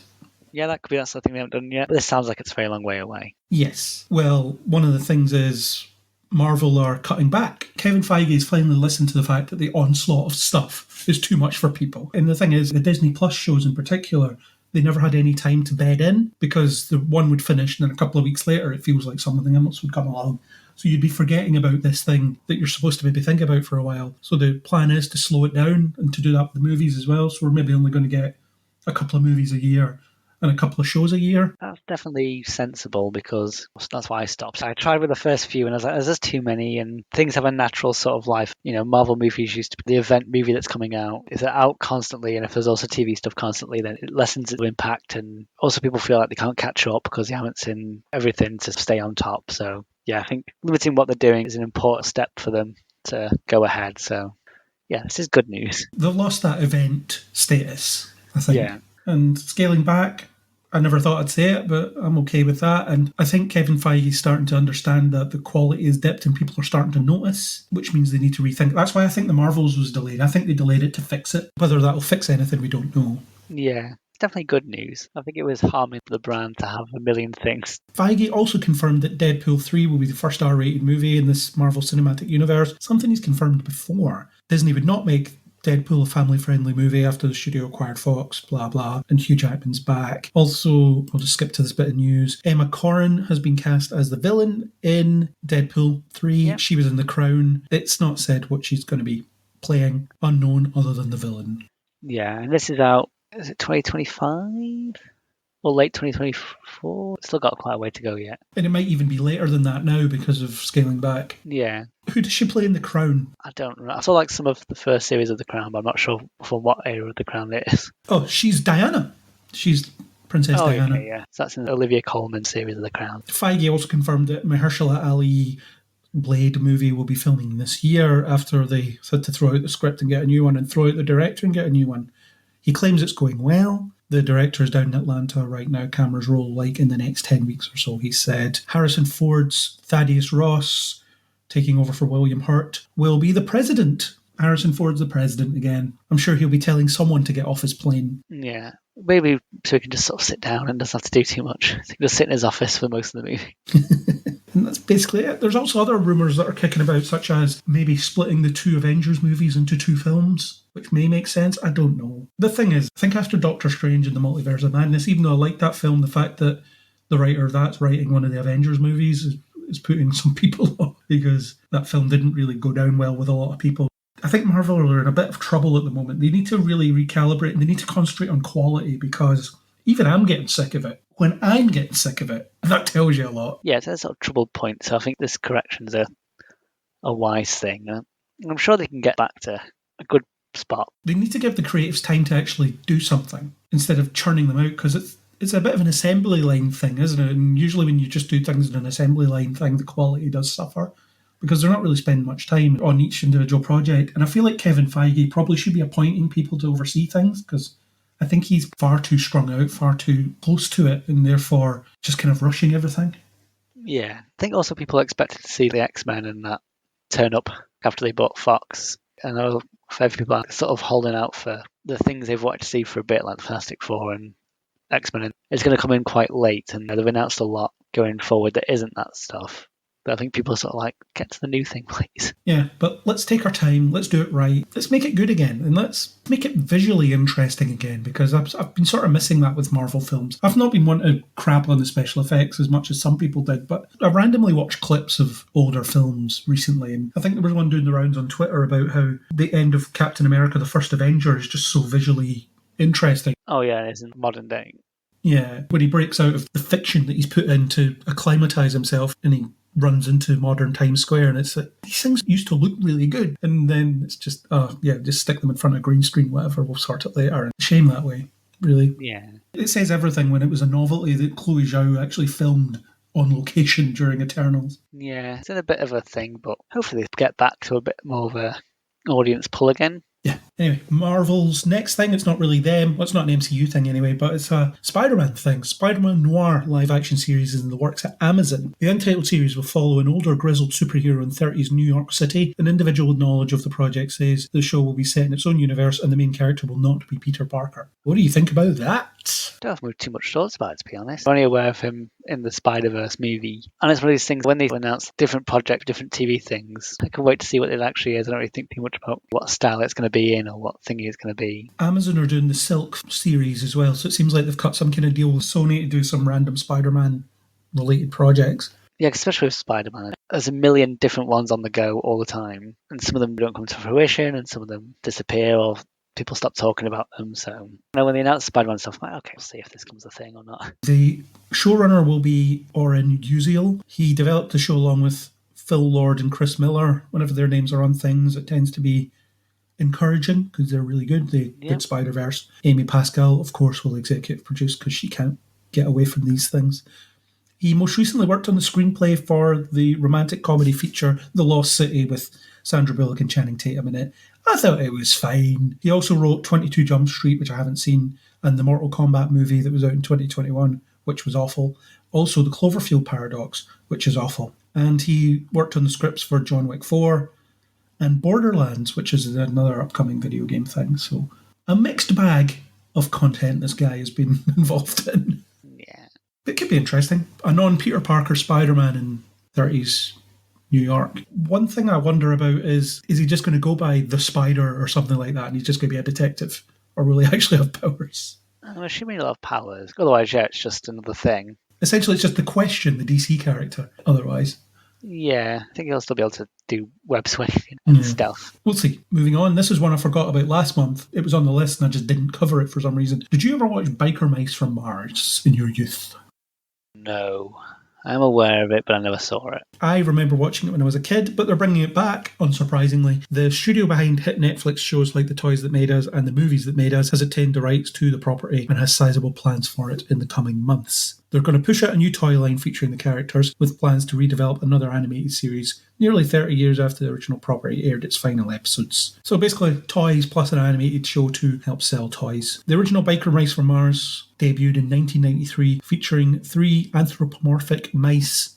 I usually can't say that word. I'm really proud of myself. Who couldn't be separated from their motorcycles and other toys. The 3 main characters were voiced by Rob Paulson, Dorian Harewood, and Ian Ziering. On the planet Mars, there existed a race of anthropomorphic mice who enjoyed motorsports and had a very similar culture and society to that of human beings. Eventually, they were all but wiped out by the Plutarchians, an alien race of obese, foul-smelling, worm-eating, fish-like humanoids who plunder other planets for their natural resources. 3 survivors, Throttle, Modo, and Vin Diesel, managed to find a spaceship and escape the Plutarchian takeover. But instead, they soon find themselves crash landing on Earth in the city of Chicago, along with a charming female mechanic named Charlie Davidson. See what they did there? The biker mice must defend Earth and defeat the villainous Plutarchians in an attempt to finally return to their homeland of Mars. Okay. So when's the Teenage Mutant Ninja Turtles crossover happening? Did they get to Mars at the end of the original run? Don't know, is the answer. Could be fun. Probably not for us, to be honest. Or maybe it is because it's 30 years ago. Nostalgia again. Yeah, but I'm sure kids will like it. It seems like an easy, cool thing.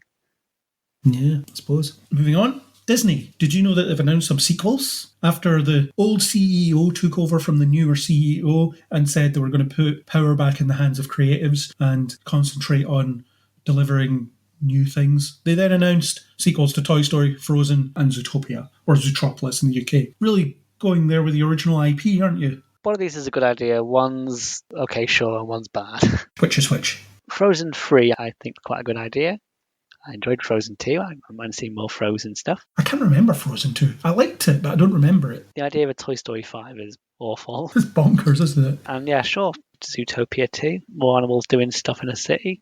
Was there not a Zootopia series? There was going to be. Maybe they just made the series into a film. Maybe. I don't know if they ever released it or not. Yeah, Toy Story 5. I didn't mind 4, but also recognised that it wasn't needed. I remember not liking it. I just remember being like, that was bad, but I don't remember anything else about it. The film ends with, spoiler alert, Woody deciding to be a lost toy. I remember that much. Yeah. And Tim Allen tweeted about Toy Story 5. He's like, yeah, I'm in this. Don't worry, I'll be in this. If anybody was worried about whether Tim Allen would be reprising the role. Yeah. The thing is with Toy Story, and I said this about the fourth one, I don't know what story there is now. I feel like 3 was the perfect ending.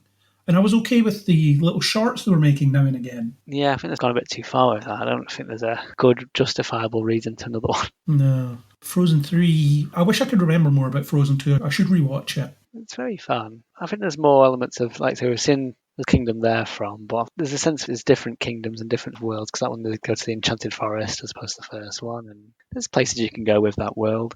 The last one had something to do with the elementals, didn't it? Yeah. Elsa was the ice element and something else. I can't remember. I wouldn't mind a Frozen 3, that should be fun. And Zootopia was great. Yeah, that one's easy enough. It's just a big city of animals, so yeah, you can do whatever in that one. One of the few tolerable Jason Bateman things. Was he the fart? Yeah, he's the voice of the fart. Yeah, I remember there being an announcement of a series which didn't seem to, so I wouldn't be surprised if they just made a movie out of it instead.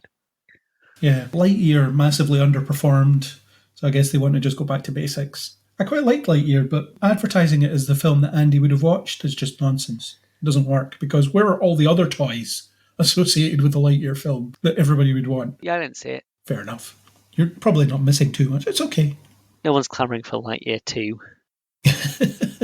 Yeah. So that's that. More Disney sequels that we probably don't need. Okay, let's move on. Zach Galifianakis is going to be starring in the Lilo and Stitch live-action movie. Kat loves the animated film. I have never seen it, but it's a live-action remake. I remember it, but not very well. Dean Fleischer-Camp, the guy who made the Best Animated Feature Oscar nominee Marcel the Shell with Shoes On, is going to be directing it. And it's going to be a Disney Plus only release. The Hawaii-centric story tells of the bond formed between a lonely human girl named Lilo, or Lilo, I don't know which, and a dog-like alien named Stitch, who was genetically engineered to be a force of destruction. With nosy social workers and pursuing aliens banging on the door, the two bond over a shared sense of family and win the day. And Elvis, I think, was the thing about Stitch. He was Elvis-obsessed.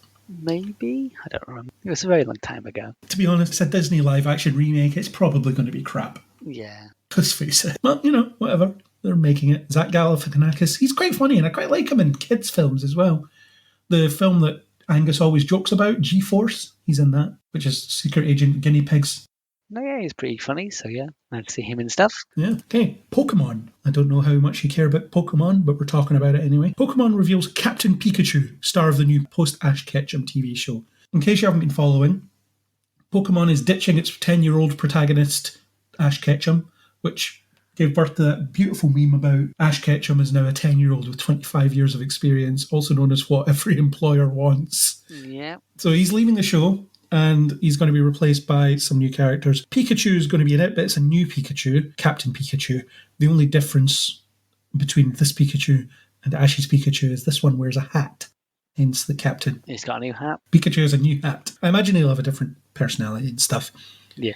He's the partner Pokemon of another new character, a silver-haired chap named Freed. I'm guessing that's how you pronounce it. Captain Pikachu and Freed will accompany the series' new dual protagonists on their adventures. But let's be real here for a moment. Captain Pikachu is going to be the star. Pikachu, he has a new hat. Yeah.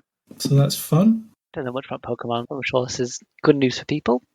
I got Pokemon Scarlet on the Switch and really enjoyed it.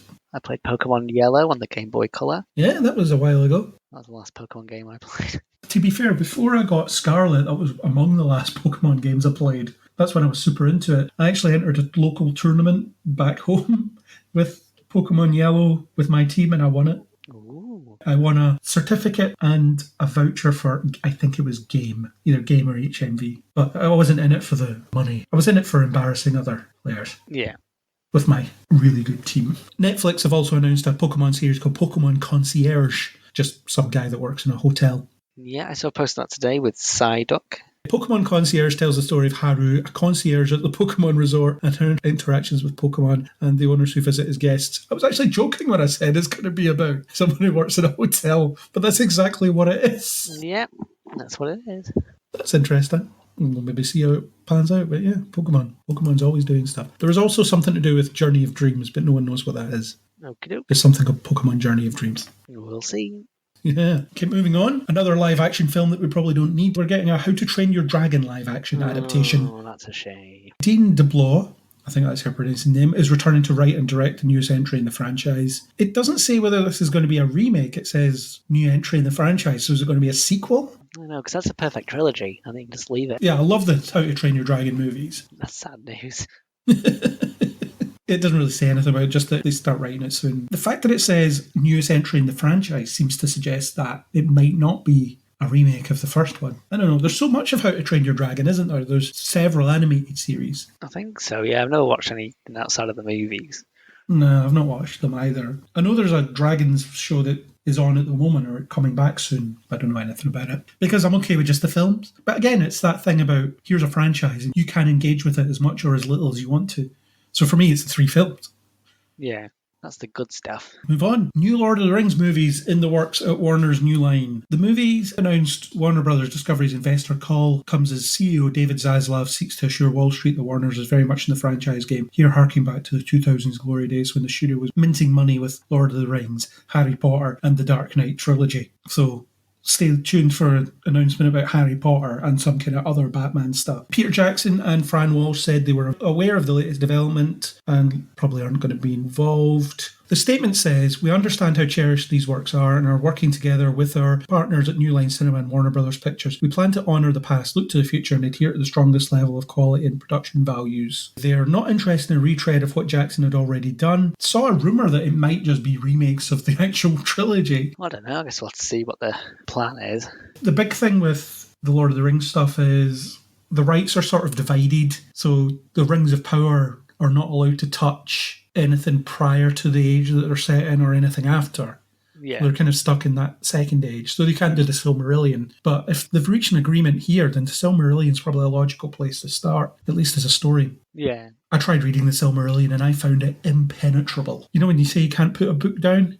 I couldn't pick this one up. It was just awful. I just found it so dry. It's like reading a textbook, which is what I say about Tolkien's prose generally. I've read The Hobbit was nice, but I've not done anything else in that world. The Hobbit being the only book-to-film adaptation where you can read the book quicker than you can watch the film. Yeah. Well, it won't be the only one. There's short stories and things, but you know, the only novel. Yeah. They'll keep doing Lord of the Rings stuff because they spend all that money on it, but whether or not anyone will want any of it. Okay, let's move on from that. The film Plane, which was a nice surprise, is getting a sequel, which it doesn't need. Called Boat or something. And the sequel's going to be called Ship. The Mike Coulter character, he played Luke Cage, but now he's doing this. So that probably means he won't be returning as Luke Cage. Does anybody care? I imagine someone does, but I don't. I'm not looking forward to seeing Marvel screw up Daredevil when they do their new series. But anyway, that's beside the point. Mike Coulter, who plays accused murderer Louis Gaspard in the original film, will headline the new nautical movie, which is aptly titled Ship. And that's it. It'll focus on Coulter's character who escaped in the last one and is going to be in this one. So Jerry Butler's not going to be in this one, which makes sense because it's not like the Olympus Has Fallen franchise where he's a Secret Service guy or whatever. He's just a pilot. Just a guy. He did serve in the RAF or something like that in the film, so that explains why he can fight and shoot guns and stuff. I saw an advert for Plane on the side of a bus, and then I saw that there was a sequel to it on this list you sent me, and it's called Ship. This seems silly. This seems like a movie that they'd watch in The Simpsons. I thought Plane was a nice surprise, actually. You know these mid-budget action films that you used to get, almost straight to DVD-esque? Yeah, it looks like that. But some of them would be really good. Yeah. That's one of those. It's actually very good. It's competently made. Okay. As I was watching it, I was thinking, this is no right to be as good as it is. It's unbelievably good. Well, not unbelievably good. I'm not going to give it too much praise, but it's good enough and it hangs together really well. And effort was put in, which is not what you can say about a lot of things. Jerry Butler's always good in these sorts of things. It loses itself towards the end. But up until that point, I was super into it. So give it a watch. you might be pleasantly surprised. It's like an hour and 40 minutes long. It's not a big ask of your life, and you'll have fun with it. I can almost guarantee it. Okay. The sequel, I don't know. We'll have to see. We'll see when Ship comes out. When Ship sets sail. Plane 2, Cruise Control. We'll see. I don't know if we need more of this, but sure. Maybe the next one will introduce a character that will then spin off into a third film called Car, bike, Bus. airport bus. It has to be some kind of mass transit thing, so it has to be some like bus or train. Big bus, coach. Double decker. Yeah, double decker bus. That'd be quite interesting, actually. This kind of action film that centres around a bus. There's a bit of speed with it. Not speed. Bus, not speed. So, there we go. I'm actually okay with this as a concept. I'll probably watch it, but give Plane a watch. If you follow one piece of advice that I ever give you, go watch Plane. I do. Moving on, we have another Stephen King adaptation. Stephen King's bestseller, Billy Summers, is going to be adapted. The feature project will be produced by J.J. Abrams' Bad Robot and Leonardo DiCaprio's Appian Way. If it comes out great, it could be a project for Abrams to direct with DiCaprio playing the title character. We all know what I think of J.J. Abrams. Yeah. And if you don't, I don't like him. I think he's mediocre at best. This was originally packaged as a 10-episode limited series, shopped around to cable networks and streamers, but the decision was made that Billy Summers would work better as a feature. It's about a hitman called Billy Summers who's looking to retire and takes one last highly lucrative job to feather his nest. The job requires him to embed himself in a quiet town where he pretends to be an aspiring writer. He actually pours himself into the prose, it says in brackets. He sets up in an office with a direct view of where hitman Joel Allen will be delivered to face trial for shooting two men during a poker game. Allen also has committed enough murders for some high-level mobsters to be scared the gunman will incriminate his former employers to lessen his sentence. Summers, a meticulous craftsman, becomes more and more cynical about the mobsters who've hired him, and his scepticism is well warranted as things go awry following the job's completion. That sounds like something that could be really interesting that J.J. Abrams will turn it into the most boring thing ever. I don't know much Stephen King stuff, but it sounds Stephen King-y. Small town, a writer. Stephen King story set in a small town. It's almost like that Simpsons joke, isn't it? Where he's pitching something and it's about a killer lamp or whatever. It's like, when will you have it? There was another Stephen King thing announced recently. Is there a return to Derry or something set in Derry? The It prequel series has been ordered to series, which I didn't put in this because there's nothing more to say about it. But it's now in the show notes. There you go. But they're making it. Any thoughts on that? Just seems fine. Yeah, sure. Nothing much to say there. As long as J.J. Abrams doesn't direct it, I might be mildly interested. He's too busy with Superman. Oh, God. No, James Gunn's probably going to direct that. Wasn't he making one with Ta-Nehisi Coates? I got lost. No, that's still in development, actually. The Michael B. Jordan one. Yeah. No, I don't think Abrams is involved in that one. I think Ta-Nehisi Coates and Michael B. Jordan are on that one. I thought he was involved. Oh, well. Let's hope he isn't. We're back to Vin Diesel again. There's going to be another Riddick film called Riddick Furia. The new film is written and directed by David Toy, who teamed up with Vin Diesel on 2000's Pitch Black and continued with two sequels in The Chronicles of Riddick and just Riddick. Diesel will star and produce the new film under his One Race Films banner, alongside Samantha Vincent, who will also produce. The film's official description: it finds Riddick finally returning to his homeworld, a place he barely remembers and one he fears might be left in ruins by the Necromongers. But there he finds other Furians fighting for their existence against a new enemy, and some of these Furians are more like Riddick than he could have ever imagined. Okie doke. I've seen Pitch Black, and I think I might have seen The Chronicles of Riddick, but I'm just not a fan. Yeah, I've not seen any of these. But yeah, as long as he's happy. Vin Diesel needs to revive another franchise to replace the one that's ending. Was this his Dungeons and Dragons thing or something? Isn't this one of his nerdy things that he's made into his passion project? I'm not sure. I think it was based on a comic originally, as most things are. There we go. Vin Diesel, if you like him in the Riddick films, you're getting another one. Yeah. I'm sure there was a video game where Vin Diesel does the voice as well. Not a series that I've really seen any of them. I don't remember them that well, so that tells you everything about what I thought about them. Wasn't a fan. But I'm not a huge Vin Diesel guy anyway. Okay, next up, we're getting a sequel to I Know What You Did Last Summer, with the original cast, pretty much. Jennifer Caton Robinson directing, Jennifer Love Hewitt and Freddie Prinze Jr. are in talks to return. Sony had no comment on the project. The original pick follows four young friends bound by a tragic accident who are reunited when they find themselves being stalked by a hook-wielding maniac in their small seaside town. The original was a hit and not only led to a sequel, but also helped launch the careers of Hewitt, Prinze, Sarah Michelle Gellar and Ryan Philippe. Plot details for this latest instalment are unknown. There was a sequel and I believe there was a TV series as well. Okie doke. I've heard of it, but I've never seen it. I've seen the first one, and I can't remember if I've seen the second one. The second one, which was, by the way, called I Still Know What You Did Last Summer. I've seen the Simpsons parody. I Know What You Diddly Did. Yep. Where Flanders is a werewolf. I think he's a werewolf, yeah.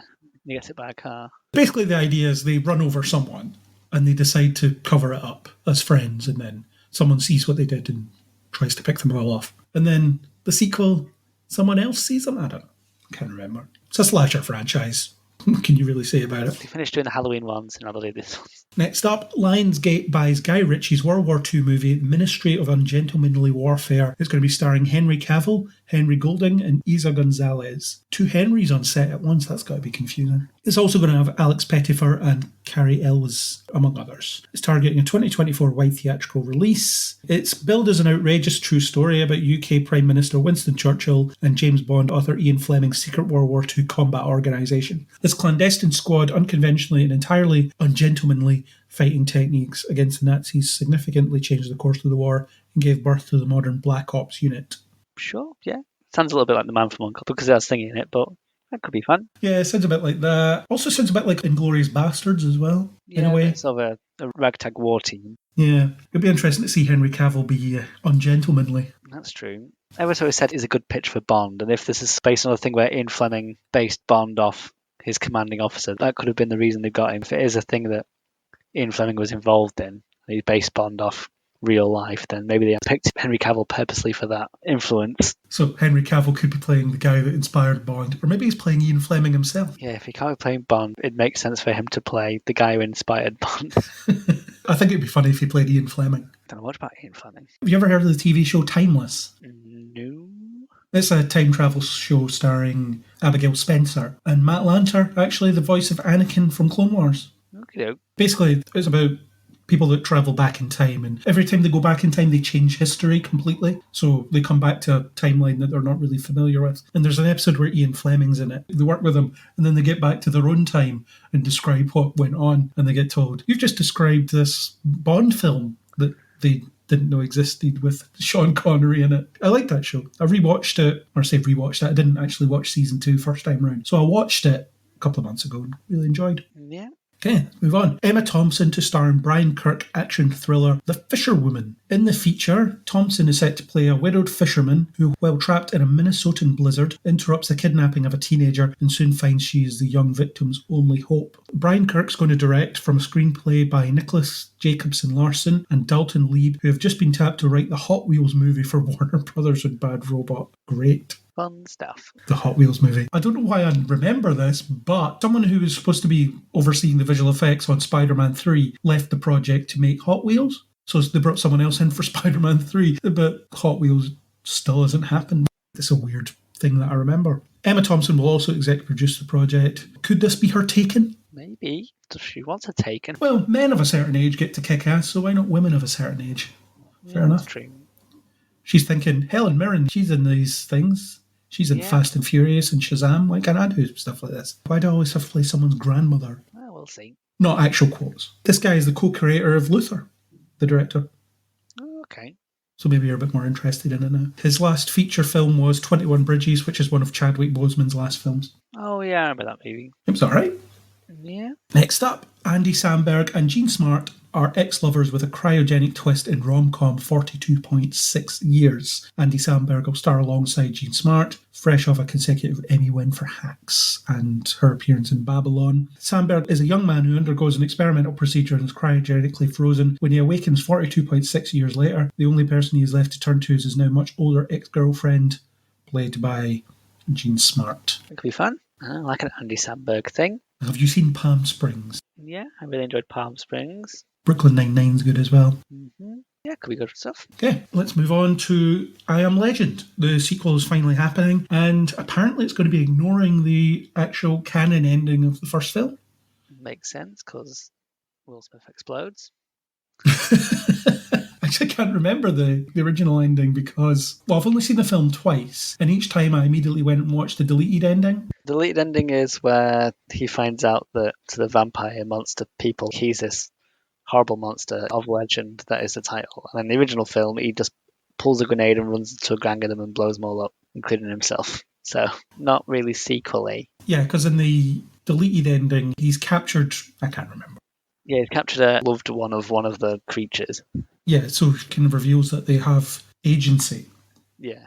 But the book's ending is that he is effectively a vampire to these new inheritors of Earth. Yeah, he's the monster to the monsters in their civilization. Yeah. Akiva Goldsman said, "We trace back to the original Matheson book and the alternate ending as opposed to the release ending in the original film. What Matheson was talking about was that man's time on the planet as the dominant species had come to an end. It's a really interesting thing we're going to get to explore. There'll be a little more fidelity to the original text. It's a series, not a film. It'll start a few decades later than the first, much as HBO's The Last of Us is a 20-year time jump from the beginning of the outbreak." Akiva Goldsman said he's obsessed with The Last of Us, where we see the world just post-apocalypse, but also after a 20 to 30-year lap. You see how the Earth reclaims the world. There's something beautiful in the question of, as man steps away from being the primary tenant, what happens? Michael B. Jordan's in this as well. Yeah, I think he's involved. There you go. That's interesting. Also, I'm not sure we need this, because I Am Legend's not that good. Can you not just readapt the story? I guess so, but also...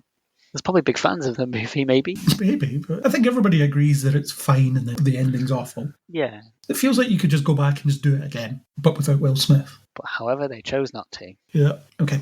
This is our last item. A reboot feature of Hellboy titled Hellboy the Crooked Man will begin production in March. Brian Taylor, who co-directed the Crank films and Gamer, back to Jerry Butler and Statham there, with Mark Neville-Dean, and solo direct 2017 horror comedy Mom and Dad, which I really like. Nicolas Cage trying to kill his kids will helm the picture. Mike Mignola, the creator of the Hellboy comics, co-wrote the script with Chris Golden. The story will follow Hellboy, the summoned demon turned reluctant hero, as he teams up with a rookie agent to uncover a secluded witch community in 1950s Appalachia. The script draws from the comic Hellboy the Crooked Man, which debuted in July 2008. So they've said the Crooked Man is a departure from all previous Hellboy films. Mike Mignola will finally shepherd an authentic version of his stories and characters in film form. Millennium Media president Jeffrey Greenstein said in a statement, "This is the first in a series of films that will capture audiences in familiar and new ways. Brian Taylor is an expert across the board, and I couldn't think of a better person to bring this story to life to show our audience this different original Hellboy slate of films." Mike Mignola was involved in the Del Toro films, and he sort of approved the changes that were made. Fair enough if he wants to go back and tell a more traditional take on it. The David Harbour film is not good. Another world that I have no idea. I don't know anything about it, really. But the Del Toro films are great, and there's a couple of animated films that are pretty good as well. Ron Perlman was, of course, the perfect Hellboy, so I wonder who they'll cast now. I know, just a big person. David Harbour was a good Hellboy as well. I think he had the right look. How about Jonathan Majors? Does he do a good job? Could he be a Hellboy? Do you want to take a black actor and paint him red? I don't see why not. He could be a demon. I guess he's an option. I don't know. But we're getting another one. That's going to come out of nowhere, actually. Yeah, because it wasn't that long ago since the David Harbour one. Yeah, but it was awful, so we should forget about it. And we'll never get Del Toro's Hellboy 3. Yeah. That's us. We made it through our news digest of the month. That was our conversation about February 2023's news and trailers. I would like to thank Neil Stenson for the supplied music. If you like what you heard, then please do hit subscribe on Spotify, Apple Podcasts, anywhere you get your podcasts. You can find us, and most of those places allow you to provide some kind of rating in some kind of star form. So, Isaac, how many stars do you think people should give us when they listen to us? I'm going to pick a number at random. 5 would be really good. 5's a nice number. And a cheeky comment wouldn't go amiss as well. We appreciate those. If you want to talk about anything that we talked about here, or anything else really, you can always get in touch with us on Facebook or Twitter under Kneel Before Blog, or you can catch us on kneelbeforeblog.co.uk in the comments section. But as always, until next time, we hope you'll join us on Kneel Before Pod. See you next time.